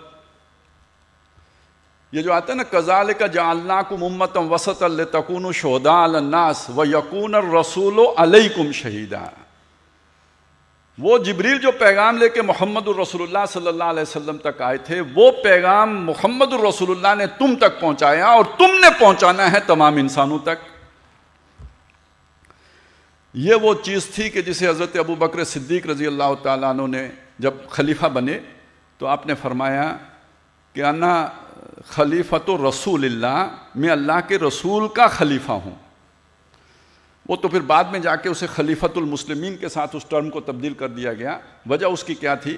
وجہ یہ تھی کہ یہ تو پھر سلسلہ بڑا لمبا ہو جائے گا، کیونکہ حضرت عمر رضی اللہ تعالیٰ عنہ نے فرمایا کہ انا خلیفۃ خلیفۃ رسول اللہ، تو یہ معاملہ بہت دور چلا جائے گا۔ تو اصل میں کوئی ایک شخص اللہ کے نبی کا خلیفہ نہیں ہو سکتا، اللہ کے نبی کی خلافت امت کو منتقل ہوئی ہے۔ امت اپنے اندر سے جس کو وہ مقام عطا کرے گی، جو ابھی ڈاکٹر صاحب ہمیں بتا رہے تھے، اولو الامر منکم، جن کو تم اپنا اولو الامر بناؤ گے، وہ در حقیقت تمہارے نمائندے ہیں۔ اللہ کی نمائندگی اللہ کے رسول کے پاس، اور اللہ کے رسول کی نمائندگی امت کے پاس، اور امت کی نمائندگی ان کے اولو الامر کے پاس۔ اور جس کی جو نمائندگی کر رہا ہے اس کو اپوائنٹ بھی وہ کر رہا ہے۔ اللہ کی نمائندگی رسول کر رہے ہیں تو ان کو مامور اللہ کر رہا ہے۔ اس کے بعد اللہ ہی نے امت کو وہ ماموریت عطا کر دی، تو رسول کے بعد وہ ماموریت امت کے پاس چلی گئی۔ تو اب امت کے جو نمائندے ہوں گے ان کو مامور بھی امت کرے گی۔ اب کوئی خلیفہ اللہ کی طرف سے زمین پر نہیں اترے گا، بلکہ جو بھی خلیفہ ہوگا اس کو وہ منصب امت عطا کرے گی، اور امت اس لیے عطا کرے گی کہ اللہ تعالیٰ نے اس کو اس پر مامور کیا ہے۔ یہ ہے وہ پورا، یوں سمجھے اللہ کا حکم ہم تک پہنچنے کا ذریعہ یا ہم تک آنے کی کڑی، یہ ہے۔ بادشاہی کس کی؟ اللہ کی۔ اور انسان کے لیے کیا ہے؟ بندگی۔ اور جو اللہ کا ضابطہ ہے اس کا نام کیا ہے؟ دین۔ اب اس بادشاہ کے حوالے سے ایک بات سمجھ لیجئے۔ ابھی میں نے آپ کو بتایا تھا پارلیمنٹ بناتی ہے قانون، حکومت کرتی ہے نافذ، اور اگر کوئی اس قانون کو چیلنج کرے تو حکومت کیا کہتی ہے؟ کیا چیلنج ہو گیا جی؟ ریٹ چیلنج ہو گئی۔ تو حکومت برداشت کرتی ہے ریٹ چیلنج ہونا؟ نہیں کرتی۔ اب آپ سمجھ لیں، جو اللہ پر ایمان رکھتا ہے، جو اللہ کو بادشاہ مانتا ہے، جو اللہ کو صحیح معنی میں الہ مانتا ہے، جو اللہ کو حقیقی معنی میں رب مانتا ہے، جب کوئی دوسرا اللہ کے قانون پر عمل نہ کر رہا ہو تو اس کی نظر میں وہ اللہ کی رٹ کو چیلنج کر رہا ہوتا ہے، اور یہ دنیا میں اللہ کا نمائندہ ہونے کی حیثیت سے اس کو گوارا نہیں کر سکتا، اسے قبول نہیں کر سکتا۔ اور اگر یہ قبول کرتا ہے تو یہ اللہ کا وفادار نہیں ہے۔ اگر یہ قبول کرتا ہے تو یہ اللہ کے باغی کے ساتھ سازگاری اختیار کرتا ہے۔ اگر یہ قبول کرتا ہے تو یہ اس کے ایمان کے منافی ہے۔ اگر یہ قبول کرتا ہے تو اس کے غیرت کے منافی ہے۔ یہ اس کے ایمان کا تقاضا ہے، اس کی غیرت ایمانی کا تقاضا ہے، اس کا ملی فریضہ ہے کہ یہ اس اللہ کی رٹ کو چیلنج کرنے والے کے خلاف کھڑا ہو جائے۔ اس کھڑے ہونے کے 3 درجے ہیں۔ سب سے پہلے اس کو دل میں برا جانے، اس فعل سے نفرت کرے، اسے مکروہ کراہت محسوس کرے اس سے، اور یہ کراہت حقیقی ہو تو یہ زبان سے پھر اس کا اظہار ہوگا جسے اس نے برا سمجھا اسے برا کہے گا، اس برائی کو زبان سے برا کہے گا، گونگا شیطان نہیں بنے گا۔ اور آج کے دور میں یہ کہنے کی گنجائش ہی نہیں ہے کہ مجھے کہنے کی استطاعت نہیں تھی۔ آج تو اظہار رائے کی آزادی کا زمانہ ہے، آج لوگ اللہ کے خلاف باتیں کر لیتے ہیں، تو ہم اللہ کے حق میں باتیں کرنے کا اختیار نہیں رکھتے کیا؟ نہیں، آپ کا حق حاصل ہے، آپ وہ کہیں، آپ کو کوئی گردن نہیں کاٹے گا۔ لہٰذا اس کے خلاف بولنا، اس کے خلاف آواز کھڑی کرنا، اس کے خلاف رائے عامہ ہموار کرنا، یہ سب نہی عن المنکر باللسان میں آتا ہے۔ آخری درجہ کیا ہے؟ اس برائی کو طاقت سے ختم کر دینا، اور طاقت سے ختم کرنے کے لیے طاقت کا حصول درکار ہے، اور طاقت حاصل ہوتی ہے جماعت سے، طاقت حاصل ہوتی ہے بنیان مرصوص بننے سے، طاقت حاصل ہوتی ہے ایک یک جان اور ایک ایسی معتدب طاقت سے کہ جو مقابل طاقت کو شکست فاش دے سکے۔ یہ طاقت پیدا کرنے کے لیے افراد جمع کرنا۔ ہم نبی صلی اللہ علیہ وسلم کو دیکھیں تو آپ نے مکے کے 13 سالوں میں وہ افراد سازی کیے، اور ان افراد کا ایک یوں سمجھیے کہ ایک طاقت پیدا کی ہے، اور جب وہ افراد بن گئے تو پھر اب وہ مرحلہ آیا ہے کہ جسے ہم قتال کا مرحلہ کہتے ہیں۔ ان اللہ یحب الذین یقاتلون فی سبیلہ صفا کانہم بنیان مرصوص، اللہ محبت کرتا ہے ان سرفروشوں سے جو اللہ کی راہ میں جنگ کرتے ہیں صفیں باندھ کر، جیسے کہ سیسا پلائی دیوار ہوں۔ یہ نہی عن المنکر بالید کی صورت ہے۔ ترتیب میں جیسے حدیث میں آیا ہے، طاقت کو پہلے رکھا گیا، کراہت کو آخر میں رکھا گیا۔ عملاً جب آپ دیکھیں گے تو سب سے پہلے دل میں برا جانتے ہیں، پھر بالکل منطقی بات ہے کہ آپ اسے زبان سے روکیں گے، باز رکھنے کی کوشش کریں گے، اور اگر یہ نہیں ہوتا تو طاقت کا استعمال کا معاملہ آخر میں آتا ہے، تیسرے درجے میں آتا ہے۔ لیکن یہ کہ بندہ مومن کے لیے یہ لائن آف ایکشن جو ہے وہ یہ ہے۔ اسی چیز کو جہاد فی سبیل اللہ کہتے ہیں۔ یہ وہ جہاد ہے جس کے بارے میں کہا گیا جس نے برائی کو دیکھا اور ان تینوں میں سے اس نے کوئی کام نہیں کیا تو وَلَيْسَ وَرَاءَ ذَلِكَ مِنَ الْإِيمَانِ حَبَّةُ خَرْدَلٍ، اس کے بعد اس کے ایمان میں، اس کے دل میں ایمان رائی کے دانے کے برابر بھی نہیں ہے۔ تو اگر ایمان ہے جیسے میں نے کہا تھا تو یہ غیرت ہوگی، یہ غیرت ہے تو یہ جہاد کی صورت میں ظاہر ہوگی، اور جہاد کے یہ مدارج ہیں جو میں نے آپ کے سامنے رکھ دیے ہیں۔ اب آپ اس چیز کو دیکھ لیجئے کہ اللہ کو بھی تو اپنی رٹ چیلنج ہونے کی غیرت آتی ہے، جیسے ہماری حکومت کو آتی ہے ایسے اللہ کو غیرت آتی ہے، اور اللہ کے بندے کو اگر غیرت نہ آئے اللہ کی رٹ چیلنج ہونے پر، اس بندے کی ساری عبادت صفر سے ضرب کھا سکتی ہے۔ یہ بات اتنی یقین سے مجھے تو اس سے زیادہ یقین سے کہنی چاہیے، کر سکتی ہے میں نے آپ کا لحاظ کیا ہے، کر جاتی ہے کہنا چاہیے، ہو جاتی ہے کہنا چاہیے۔ ڈاکٹر صاحب زیادہ سخت بات کرتے تھے، وہ فرمایا کرتے تھے کہ وہ عبادت اس کے منہ پہ دے ماری جاتی ہے۔ آخر یہ بات وہ کیوں کہہ لیتے تھے؟ یہ جوش خطابت تھا یا اس کے پیچھے کوئی دلیل بھی تھی؟ وہ حدیث ذہن میں لائیں، جبریل علیہ السلام نبی صلی اللہ علیہ وسلم کو بتا رہے ہیں کہ اللہ تعالیٰ نے ایک مرتبہ مجھے حکم دیا کہ فلاں فلاں فلاں فلاں بستی اس کے رہنے والوں کے اوپر پلٹ دو۔ تو حضرت جبریل فرماتے ہیں میں نے عرض کی یا باری تعالیٰ ان بستیوں میں سے ایک بستی میں تیرا ایک ایسا بندہ بھی رہتا ہے جس نے پوری زندگی اپنی ذاتی حیثیت میں آنکھ جھپکنے کی دیر برابر بھی معصیت کا ارتکاب نہیں کیا ہے۔ دیکھیں کچھ باتیں سوچ لیں، اللہ کے سامنے بات ہو رہی ہے، کر کون رہا ہے؟ جبریل کر رہے ہیں۔ جبریل غلط بیانی نہیں کر سکتے، کوئی غلط بیانی کر بھی سکے تو اللہ کے سامنے کیسے کرے گا؟ اس میں کوئی غلو نہیں ہے، اس میں کوئی مبالغہ نہیں ہے، جبریل کہہ رہے ہیں اور اللہ کے سامنے کہہ رہے ہیں۔ اچھا یہ اگر آپ نے سمجھ لیا تو آپ سوچیں اس سے زیادہ نیک آدمی کون ہو سکتا ہے جس نے ساری زندگی پلک جھپکنے کی دیر برابر بھی گناہ نہ کیا ہو؟ یہاں کوئی ہو سکتا ہے؟ پورے پاکستان میں کوئی ایسا ہو سکتا ہے؟ پوری دنیا میں آج ایسا کوئی ہو سکتا ہے؟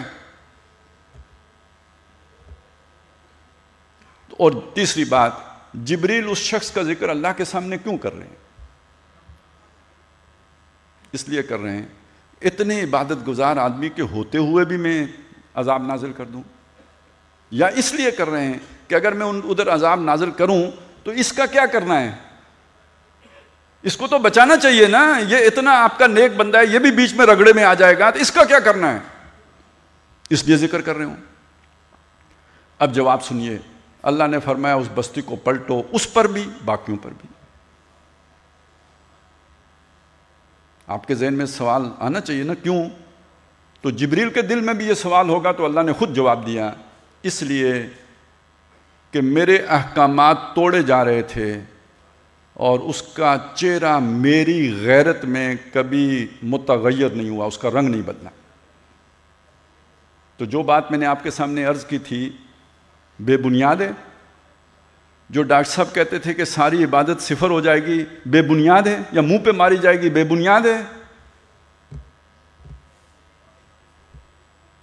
اب اس سے آپ سمجھ لیں یہ دین کا مطلب کیا ہے اور اس دین کی خلاف ورزی کا مطلب کیا ہے، اور اس خلاف ورزی پر خاموش رہنے کا مطلب کیا ہے آپ کے پاس کوئی چارہ سوائے اس کے کہ آپ جد و جہد کریں؟ ہے آپ کے پاس کوئی چارہ سوائے اس کے کہ آپ اقامت دین کے لیے کمر ہمت کسیں؟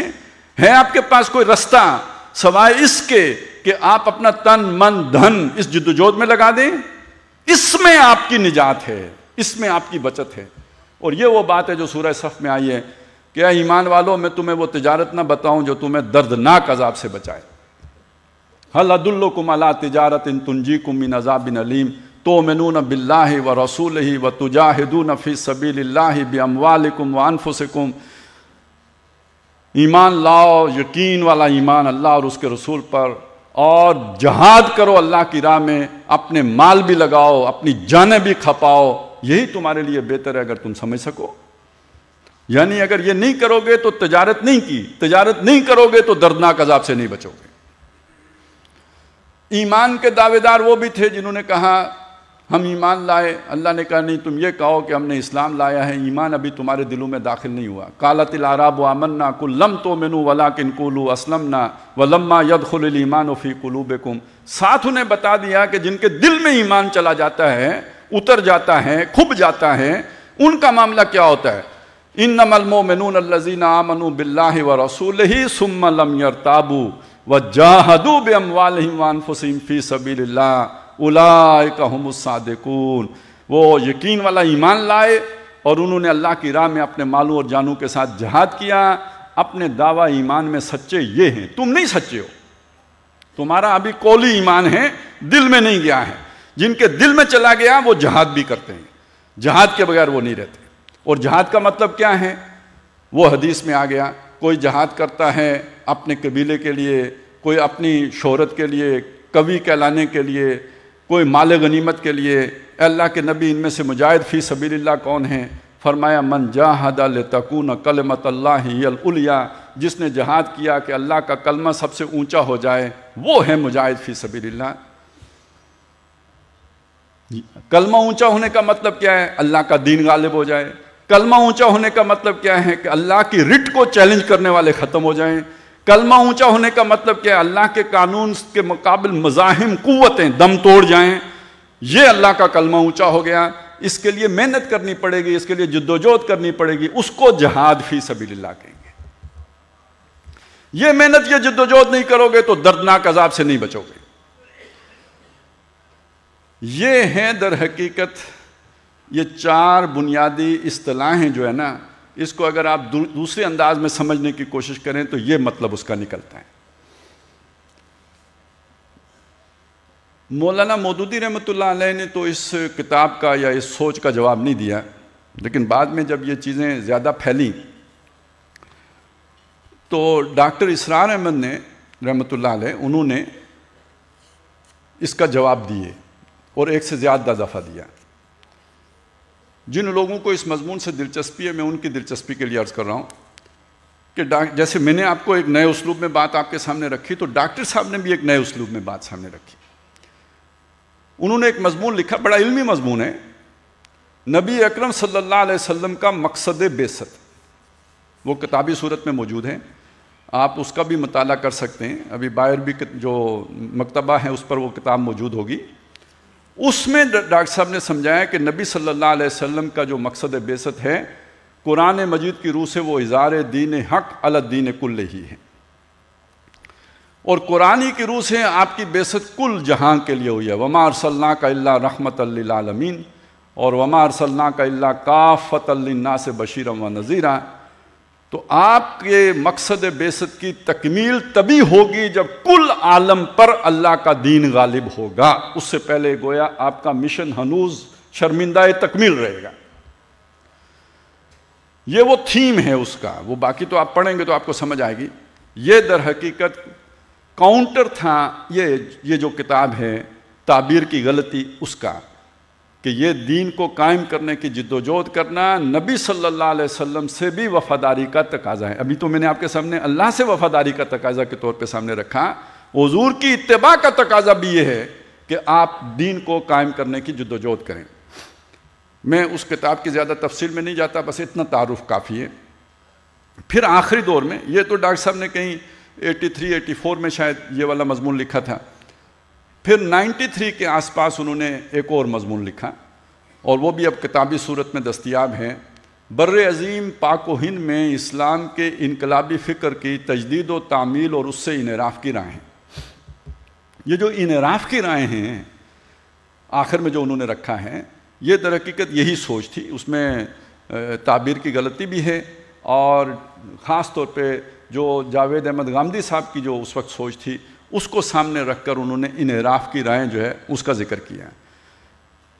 ایک ہمارا وہ طبقہ ہے جنہوں نے اس فکر کو قبول ہی نہیں کیا، پہلے دن سے مانا ہی نہیں۔ انحراف کا مطلب یہ جنہوں نے مانا، کچھ وقت ساتھ چلے، ساتھ چلنے کے بعد منحرف ہو گئے۔ تو مولانا وحید الدین خان صاحب جماعت اسلامی میں شامل ہوئے، اس کے بعد پھر نکل کے انہوں نے یہ اپنا موقف اختیار کر لیا۔ یہی معاملہ جناب غامدی صاحب کا بھی ہے، وہ بھی جماعت میں شامل ہوئے تھے، اور اس کے بعد انہوں نے نکل کر یہ صورت اختیار کر لی، اور پھر یہ کہ اپنے آپ کو فکر فراہی کا نمائندہ بتایا۔ حالانکہ مولانا امین حسن اصلاحی رحمۃ اللہ علیہ کے ہاں بھی یہ ساری سوچ موجود ہے، یہ فکر موجود ہے جو ابھی جس کو ہم لے کے چل رہے ہیں۔ اس کتاب میں ڈاکٹر صاحب نے انحراف کی جن راہوں کا ذکر کیا ہے، اس میں خاص طور پر یہ، یعنی وہ تو ایک تو تجدید و تعمیل کی جو بات ہے وہ آگے بڑھائی ہے، اسے سمجھایا ہے، اور آخر میں اس انحراف کا ذکر کیا ہے، اور اس انحراف میں ایک خاص نقطہ نظر کو بیان کیا ہے اس عنوان کے تحت کہ تبلیغ کا مقصد کیا ہے؟ محض انقلاب، کوئی اصلاحی کوشش، محض اصلاح، یا یہ کہ انقلاب؟ یہ پیش سمجھ لیں۔ اگر آپ نظام قائم کرنا چاہتے ہیں تو ڈاکٹر صاحب کا موقف یہ ہے کہ وہ انقلاب کے بغیر قائم نہیں ہو سکتا۔ آپ کہتے ہیں تبلیغ کرو، آپ تبلیغ مانتے ہیں، جیسے کل بھی ہم نے سنا ان سے کہ وہ کہتے ہیں دعوت ہمارا فریضہ ہے، تو دعوت کس لیے کرنی ہے؟ دعوت کا مقصود کیا ہے؟ لوگوں کو جمع کر کے کیا کرنا ہے؟ محض اصلاح کرنی ہے کہ یہ بندہ کل تک جو ہے نماز نہیں پڑھتا تھا، آج سے نمازی ہو گیا، یہ کل تک اس نے داڑھی نہیں رکھی تھی، آج اس نے داڑھی رکھ لی، صرف اتنا ہی کام کرنا ہے؟ اور یہ سمجھتے ہیں آپ کہ جب لوگ بدل جائیں گے تو جو ہے نظام خود بخود بدل جائے گا؟ تو ایسا نہیں ہوگا، اس کے لیے انقلاب درکار ہوتا ہے۔ ایک پورا چیپٹر انہوں نے اس پہ باندھا ہے کہ نظام کی تبدیلی اصلاح سے نہیں ہوتی، نظام کی تبدیلی انقلاب سے ہوتی ہے، اور یہ جو اظہار دین الحق علی الدین کلہ ہے، یہ در حقیقت انقلاب کا متقاضی ہے۔ بعد میں ڈاکٹر صاحب کے فوت ہونے کے بعد یا ان کے آخری دور میں، اب مجھے صحیح یاد نہیں، ہمارے ساتھی ہیں حافظ زبیر صاحب، آپ کو معلوم ہے کہ انہوں نے بھی مولانا یہ جاوید احمد غامدی صاحب کی کتاب کے خلاف ایک کتاب لکھی، ان کی سوچ کے خلاف، ان کی فکر کے خلاف۔ میں یہ چاہوں گا کہ اس کتاب کو پڑھیں، حافظ زبیر صاحب کی کتاب کو پڑھیں۔ وہ غامدی صاحب کے خلاف بات کر رہے ہیں کسی اور تناظر میں، وہ یہ ہے کہ ان کی مذہبی سوچ کیا ہے، ان کی جو ہے نا وہ مختلف جو تعبیرات ہیں، جو عام مذہبی تعبیرات، ان میں کہاں کہاں خامی ہے۔ ڈاکٹر صاحب نے کوئی ایسی بات غامدی صاحب کی اس کو پکڑ کے اس کی مخالفت نہیں کی ہے، انہوں نے انقلابی سوچ کے اعتبار سے جو ان کی کمیاں تھیں وہ بیان کی ہیں۔ یہ جو عام مذہبی تصورات ہیں ان کو چھیڑا ہی نہیں ہے۔ پردے کے بارے میں ان کا کیا موقف ہے، فلان چیز کے بارے میں ان کا کیا موقف ہے، ان چیزوں کو ڈاکٹر صاحب نے نہیں چھیڑا ہے۔ یہ ساری چیزیں آپ کو ملیں گی حافظ زبیر صاحب کی کتاب میں، لیکن اس میں آپ کو یہ انقلابی تصورات کے اعتبار سے جو غامدی صاحب کی کوتاہیاں ہیں ان کا تذکرہ نہیں ملے گا۔ یہ خود ایک شہادت ہے ترجیحات کے فرق کا، کہ ڈاکٹر صاحب کی ترجیح کیا تھی اور بعد میں ترجیحات کیا ہو گئی۔ اس انحراف کے لیے اب ایک بات سمجھ لیجئے، ڈاکٹر صاحب نے بہت ہلکا لفظ استعمال کیا، انحراف۔ اس کے لیے اگر آپ کوئی دینی لفظ یا قرآنی لفظ استعمال کریں تو اس کو کہتے ہیں نفاق، یہ منافقت ہے۔ نفاق کی بنیاد بنتی ہے دنیا کی محبت۔ دنیا کی محبت جتنی شدید ہوگی اتنی ہی ہمارے دلوں میں اس کی رغبت ہوگی اور اس کی قربانی نہیں دے سکیں گے، بخل آئے گا۔ قرآن مجید نے یہ جو محبتوں کا بیان کیا ہے یہ اسی لیے کیا ہے، یہی فتنہ بنتی ہے۔ جیسے کہا نا انما اموالکم و اولادکم فتنہ، تمہارے مال اور تمہارے اولاد فتنہ ہے، یہ آزمائش ہے، یہ کسوٹی ہے، اس پر تم پرکھے جاؤ گے۔ جیسے فرمایا انا جعلنا مال الارض زینۃ لہا لنبلوہم ایہم احسن عملا، زمین کے اوپر یہ جو رونق کی چیزیں ہیں، وہ جو سورہ آل عمران میں آیا زین للناس حب الشہوات من النساء والبنین والقناطیر المقنطرۃ من الذہب والفضۃ والخیل المصومۃ والانعام والحرث، یہ سب جو زینت کی چیزیں ہیں ان کو یہ زینت ہم نے بخشی ہے، ہم نے انسان کے لیے پر رونق بنایا ہے، اسی میں انسان کا امتحان ہے۔ لنبلوہم ایہم احسن عملا، ایک طرف اقامت دین کی جدوجہد ہے، یہ عمل ہے، یہ جہاد ہے، دوسری طرف یہ محبتیں ہیں۔ آپ اگر اس طرف جانا چاہیں گے تو یہ محبتیں پاؤں پکڑیں گی، یہ بیڑیاں بنیں گی، یہ رکاوٹیں کھڑی کریں گی۔ آپ ان رکاوٹوں کو اگر عبور نہیں کر سکتے تو اقامت دین کی جدوجہد نہیں کر سکتے۔ جن کے پاؤں یہ محبتیں پکڑ لیں گی تو وہ رک جائیں گے، کبھی چلیں گے کبھی رکیں گے، پھر رکتے ہی چلے جائیں گے۔ جیسے کہ قرآن کہتا ہے مذبذبین بین ذالک لا الہ ہؤلاء ولا الہ ہؤلاء، تذبذب میں رہیں گے، تربص میں رہیں گے، تردد میں رہیں گے، کبھی ایمان کی کیفیت میں ہوں گے کبھی کفر کی کیفیت میں ہوں گے، باطنی طور پر ظاہراً مسلمان ہوں گے، اندر یہ ہنگامہ ہوگا۔ ان الذین آمنوا ثم کفروا ثم آمنوا ثم کفروا، یہ چلتا رہے گا۔ جب یہ محبتیں غالب آئیں تو گویا حالت کفر میں ہو گئے، جب اللہ کی محبت غالب آئی تو حالت ایمان میں آ گئے، تو کبھی ایمان کبھی کفر، کبھی ایمان کبھی کفر، ثم ازدادوا کفرا، پھر کفر ہی میں بڑھتے چلے گئے۔ ہوتا یہ ہے، اور یہ کس کے ساتھ ہوگا؟ جس نے اس جہاد کو مانا ہی نہیں، اس کے ساتھ نہیں ہوگا، یہ اس کے ساتھ ہوگا جس نے مان لیا۔ اس کا خطرہ مجھے ہے، اس کا خطرہ آپ کو ہے، اس کا خطرہ ہر اقامت دین کے کارکن کو ہے کہ یہ محبتیں اس کے پاؤں پکڑیں گی۔ وہ کبھی بہانہ بنائے گا، کبھی معذرت پیش کرے گا، کبھی عذر پیش کرے گا، کبھی جھوٹی قسم کھائے گا، بالآخر اگر اسے تعبیر کی غلطی مل گئی تو وہ کہے گا اس سے بہترین کتاب دنیا میں اور کوئی چھپی۔ تو یہ کون کہے گا؟ جس کو دنیا نے پہلے سے پکڑ لیا ہوگا۔ یہ کون کہے گا؟ جس کے وہ محبتیں اس کے لیے رکاوٹ بن چکی ہوں گی، وہ جرم میں مبتلا ہو چکا ہے، اس جرم کو جسٹیفیکیشن یہاں سے مل جائے گی، وہ گناہ میں ملوث ہو چکا ہے، نوَلِّهِ مَا تَوَلَّا، وہ ادھر مڑ چکا ہے جدھر وہ مڑنا چاہا، ہم نے موڑ دیا ادھر اسے جدھر وہ مڑ رہا تھا۔ یہ وہ شے ہے جو خود بخود پیدا ہوتی ہے، اس لیے جس کے دل میں ایمان ہو وہ اس انجام سے ڈرتا رہتا ہے۔ یہ ڈر میرے اندر بھی ہونی چاہیے، یہ ڈر آپ کے اندر بھی ہونی چاہیے۔ ہم معصوم عن الخطا نہیں ہیں، آج اگر صحیح رخ پر ہیں تو کل غلط رخ پہ ہو سکتے ہیں۔ اہل ایمان کی یہ دعا قرآن مجید میں نقل ہوئی ہے، ربنا لا تزغ قلوبنا بعد اذ ہدیتنا وہب لنا من لدنک رحمہ، اے ہمارے رب ہمارے دلوں کو ایمان لانے اس ہدایت دینے کے بعد کج نہ کر دیجیو۔ تو یہ کس کا دل کج ہونے کا خطرہ ہے؟ جس کے دل میں ایمان ہے۔ اس کے دل ہی کے ٹیڑھے ہو جانے کا امکان ہے. اور ٹیڑھے ہونے کا مطلب کیا ہے؟ وہ اللہ کی محبت، رسول کی محبت، جہاد کی محبت کی جگہ مال کی محبت، اولاد کی محبت، دنیا کی محبت، اس کی طرف اگر رخ مڑ گیا، یہ دل ٹیڑھا ہو گیا. چنانچہ سورہ صف میں جہاں یہ ذکر آیا لما تقولون ما لا تفعلون، وہ بات کیوں کہتے ہو جو کرتے نہیں، اگلی بات یہ بتائی کہ کرنے کا کام پھر کیا ہے. ان سے تو اللہ بیزار ہے. کبر مقتا عند اللہ ان تقولوا ما لا تفعلون. محبت کس سے ہے؟ جو اللہ کی راہ میں جنگ کرتے ہیں. پھر ایک مثال دی بنی اسرائیل کی کہ موسیٰ علیہ السلام نے ان سے کہا جنگ کرو، انہوں نے کہا فَذْهَبْ أَنْتَ وَرَبُّكَ فَقَاتِلَا، جاؤ تم اور تمہارا رب جنگ کرو. اِنَّا هَاهُنَا قَاعِدُونَ، ہم یہاں بیٹھے ہوئے ہیں. اس پر موسیٰ علیہ السلام نے ایک بات تو وہاں آ گئی سورہ مائدہ میں کہ اللہ سے دعا کی فَفْرُقْ بَيْنَنَا وَبَيْنَ الْقَوْمِ الْفَاسِقِينَ، لیکن یہاں جو بات آئی ہے وہ مختلف ہے. یہاں فرمایا فَلَمَّا زَاغُوا أَزَاغَ اللَّهُ قُلُوبَهُمْ، جب وہ زاغو ہوئے، زیغ میں مبتلا ہوئے، کج ہوئے، دل ان کے ٹیڑھے ہوئے. اب آپ سمجھے نا، ربنا لا تزغ قلوبنا، فلما زاغوا، جب وہ کج ہو گئے، ازاغ اللہ قلوبہم، اللہ نے بھی ان کے دل ٹیڑھے کر دیے. واللہ لا یہدی القوم الفاسقین، اللہ ایسے فاسقوں کو ہدایت نہیں دیتا. یہ انحراف ہے. انحراف یہ ہے کہ جب آپ اس جد و جہد سے منہ موڑ لیتے ہیں، یہ منحرف ہو جاتے ہیں. منہ کیوں موڑتے ہیں؟ دنیا کے مفادات کی خاطر موڑتے ہیں. کیوں موڑتے ہیں؟ دنیا کی محبتوں کی خاطر موڑتے ہیں.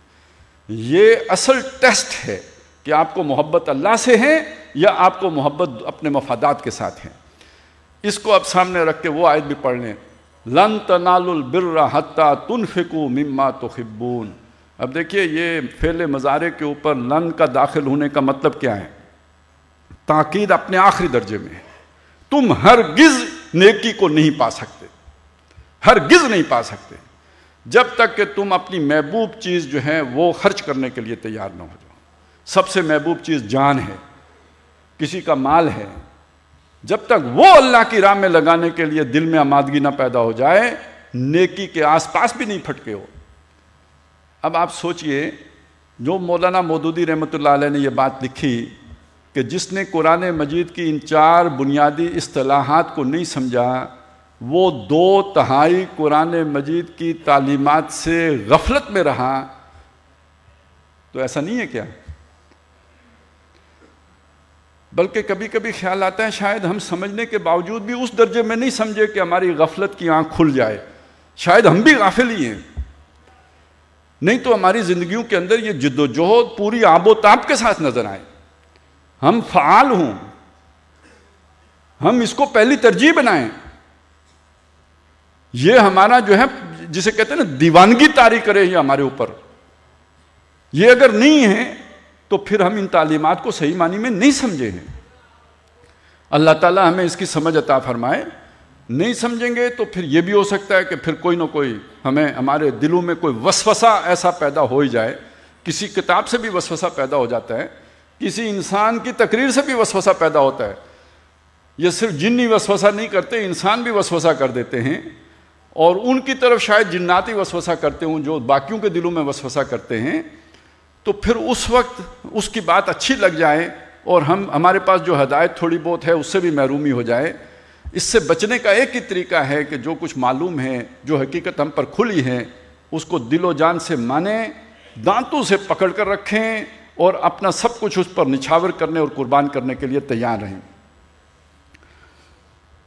اس اقامت دین کے اجنبی تصور کو جیسے کہ اس لٹریچر کے ذریعے سے دوبارہ معروف بنانے کی کوشش کی گئی، اور اس میں جن شخصیات نے حصہ لیا ان کا بھی ہم نے ذکر کیا، اور جن جماعتوں نے حصہ لیا ان کی ایک درجے میں نمائندگی بھی یہاں پہ ہو گئی.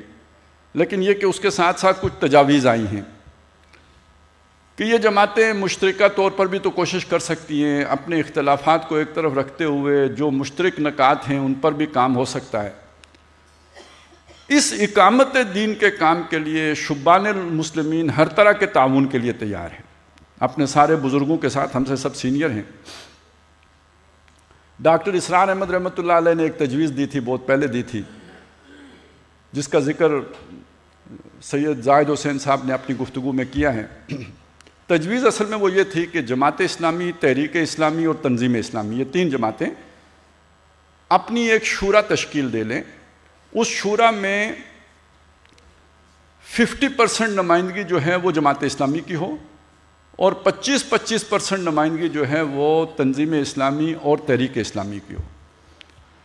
یہ شورا جب یہ اور جماعت اسلامی الیکشن سے نکل آئے، یہ شورا جب یہ فیصلہ کرے کہ اب وہ موقع آ گیا ہے کہ ہم الیکشن میں حصہ لے کر سویپ کر سکتے ہیں، اس کی 2/3 اکثریت یہ فیصلہ کر لے، تو پھر یہ تینوں جماعتیں بے شک الیکشن میں بھی جائیں. یہ ڈاکٹر صاحب کی تجویز جو ہے وہ لکھی ہوئی موجود ہے. ہم کوئی نئی تجویز نہیں دینا چاہتے، ہم تو صرف یہ اسی تجویز کا اعادہ چاہتے ہیں. یہ تینوں جماعتیں اگر اس تجویز پر اتفاق کر لیتی ہیں، جماعت اسلامی الیکشن کو چھوڑ دیتی ہے کچھ عرصے کے لیے جب تک کہ یہ شورا اس کو اجازت دیتی، یہ مجوزہ شورا. اگر ایسا ہو جاتا ہے تو ہم ویسے ہی بغیر کوئی اس شورا کے اندر حصہ مانگے، اپنا کوئی کوٹا حاصل کیے، ہم اس کے بغیر ہی آپ کے ساتھ ہیں. ہمیں تو آپ اپنا اس دین کے کام میں خادم سمجھیے اور اپنا فالوور سمجھیے. اگر یہ ہو جائے تو ہمارے لیے اور کیا، ہمیں تو فہو المطلوب کے درجے کی بات ہے. ہماری طرف سے یہ آفر ہے تینوں جماعتوں کے لیے. باقی یہ کہ نہیں تو جو بھی کہیں درس قرآن ہو، کوئی اور اس طرح کی علمی ایکٹیویٹی ہو، اس میں ایک دوسرے کے ساتھ جتنا بھی ممکنہ تعاون ہے وہ ہم کرنے کے لیے بالکل ہر جگہ پہ تیار ہیں. اللہ تعالی ہمیں دین کے اس کام میں ایک دوسرے کا معاون بنائے، ساتھی بنائے، ایک دوسرے کے لیے جو ہے وہ محبت پیدا فرمائے. جو ساتھی دور و دراز سے تشریف لائے ہیں، اللہ تعالیٰ ان کا یہاں تشریف لانا قبول فرمائے. ان کا یہ شد رحال اس کو اس بات کا باعث بنائے کہ ہمیں مزید دین پر چلنے کی توفیق عطا فرمائے اور ہمارے اس کام میں برکت عطا فرمائے. میں آج اپنی جو بھی گفتگو ہے اسی پر اس کا اختتام کرتا ہوں، اور اس کے بعد یہ ہے کہ اعلانات عمران بھائی کر لیں گے. ہاں اگر کوئی اور بھی ہو کام تو وہ بس ٹھیک ہے، آپ آ کے اعلان کر لیجیے. اقول قولی ھذا واستغفر اللہ لی ولکم ولسائر المسلمین والمسلمات.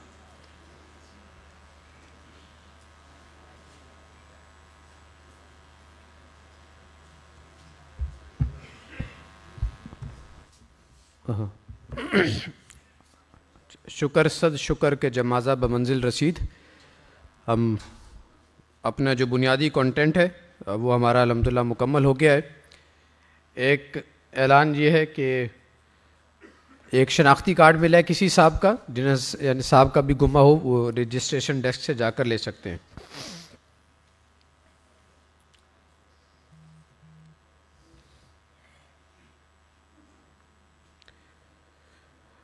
میں آپ تمام حضرات کا انتہائی جو مشکور ہوں، شکریہ ادا کرتے ہیں ہم کہ آپ حضرات اپنا قیمتی وقت نکال کر اس اجتماع میں تشریف لائے ہیں. اللہ تعالی ہم سب کا یہاں آنا، انفاق مال اور انفاق جان جو بھی ہے اس کو اپنی بارگاہ میں قبول فرمائے.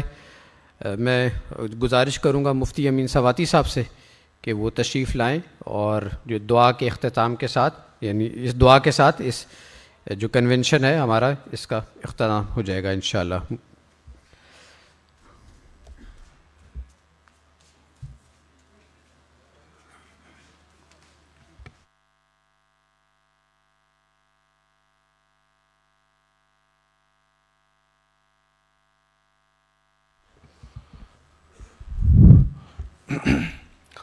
درود شریف پڑھے. اللہم صلی علی محمد وعلی آل محمد وما صلیت علی ابراہیم وعلی آل ابراہیم انک حمید مجید.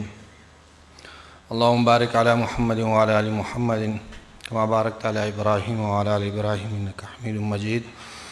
الحمدللہ الذی ہدانا لہذا وما كنا لنہتدی لولا ان ہدانا اللہ.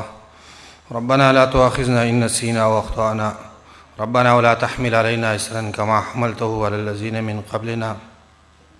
ربنا ولا تحملنا ما لا طاقة لنا به واعف عنا واغفر لنا وارحمنا أنت مولانا فانصرنا على القوم الكافرين. ربنا لا تزغ قلوبنا بعد إذ هديتنا وهب لنا من لدنك رحمة إنك أنت الوهاب. ربنا إننا آمنا فاغفر لنا ذنوبنا وقنا عذاب النار. ربنا ظلمنا أنفسنا وإن لم تغفر لنا وترحمنا لنكونن من الخاسرين. ربنا اصرف عنا عذاب جهنم إن عذابها كان غراما إنها ساءت مستقرا ومقاما. ربنا هب لنا من أزواجنا وذرياتنا قرة أعين واجعلنا للمتقين إماما. اللهم حبب إلينا الإيمان وزينه في قلوبنا وكره إلينا الكفر والفسوق والعصيان. اللهم ربنا واجعلنا من الراشدين. اللهم ربنا واجعلنا من عبادك الشاكرين. اللهم ربنا واجعلنا من عبادك المجاهدين. اللهم ربنا واجعلنا من أصحاب اليمين وأصحاب الجنة. اللهم ربنا لا تجعلنا من المنافقين. اللهم ربنا لا تجعلنا من الكافرين والظالمين. اللهم ربنا لا تجعلنا من الكاذبين والمكذبين والمستكبرين والمتكبرين. اللهم ربنا لا تجعلنا من أصحاب الشمال وأصحاب الجحيم. ربنا اغفر لنا ولإخواننا الذين سبقونا بالإيمان ولا تجعل في قلوبنا غلا للذين آمنوا ربنا إنك رؤوف رحيم. ربنا عليك توكلنا وإليك أنبنا وإليك المصير. ربنا أتمم لنا نورنا واغفر لنا إنك على كل شيء قدير. اللهم اشف مرضانا ومرضى المسلمين. اللهم اشف كل مريض. عذب الباس رب الناس واشف أنت شافي لا شفاء إلا شفاؤك شفاء لا يغادر سقما. اللهم ارحمنا بالقرآن العظيم واجعله لنا إماما ونورا وهدى ورحمة. اللهم ذكرنا منه ما نسينا وعلمنا منه ما جهلنا وارزقنا تلاوته آناء الليل وآناء النهار واجعله لنا حجة يا رب العالمين. اللهم ربنا نور قلوبنا بالقرآن ونجنا من النار بالقرآن وادخلنا بالجنة بالقرآن. اللهم اجعل القرآن لنا في الدنيا قرينا وفي القبر مونسا وعلى الصراط نورا وفي الجنة رفيقا ومن النار سترا وحجابا وإلى الخيرات كلها دليلا. فاكتبنا على التمام وارزقنا شهادة بالقلب واللسان وحب الخير والشهادة والبشارة من الإيمان. وتقبل منا فإنك خير المتقبلين وتب علينا إنك أنت التواب الرحيم. وصلى الله تعالى على خير خلقه محمد وآله وأصحابه أجمعين برحمة.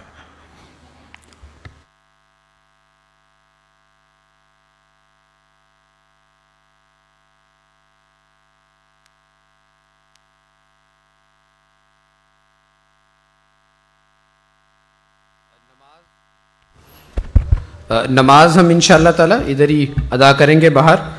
1:10 ابھی ہوئے ہیں اور 15 منٹ بعد 1:25 پہ نماز انشاءاللہ ادا ہوگی. اس کے بعد کھانے کا اہتمام ہے یہیں پر. آپ حضرات سے گزارش ہے کہ کھانا کھا کر جائیں.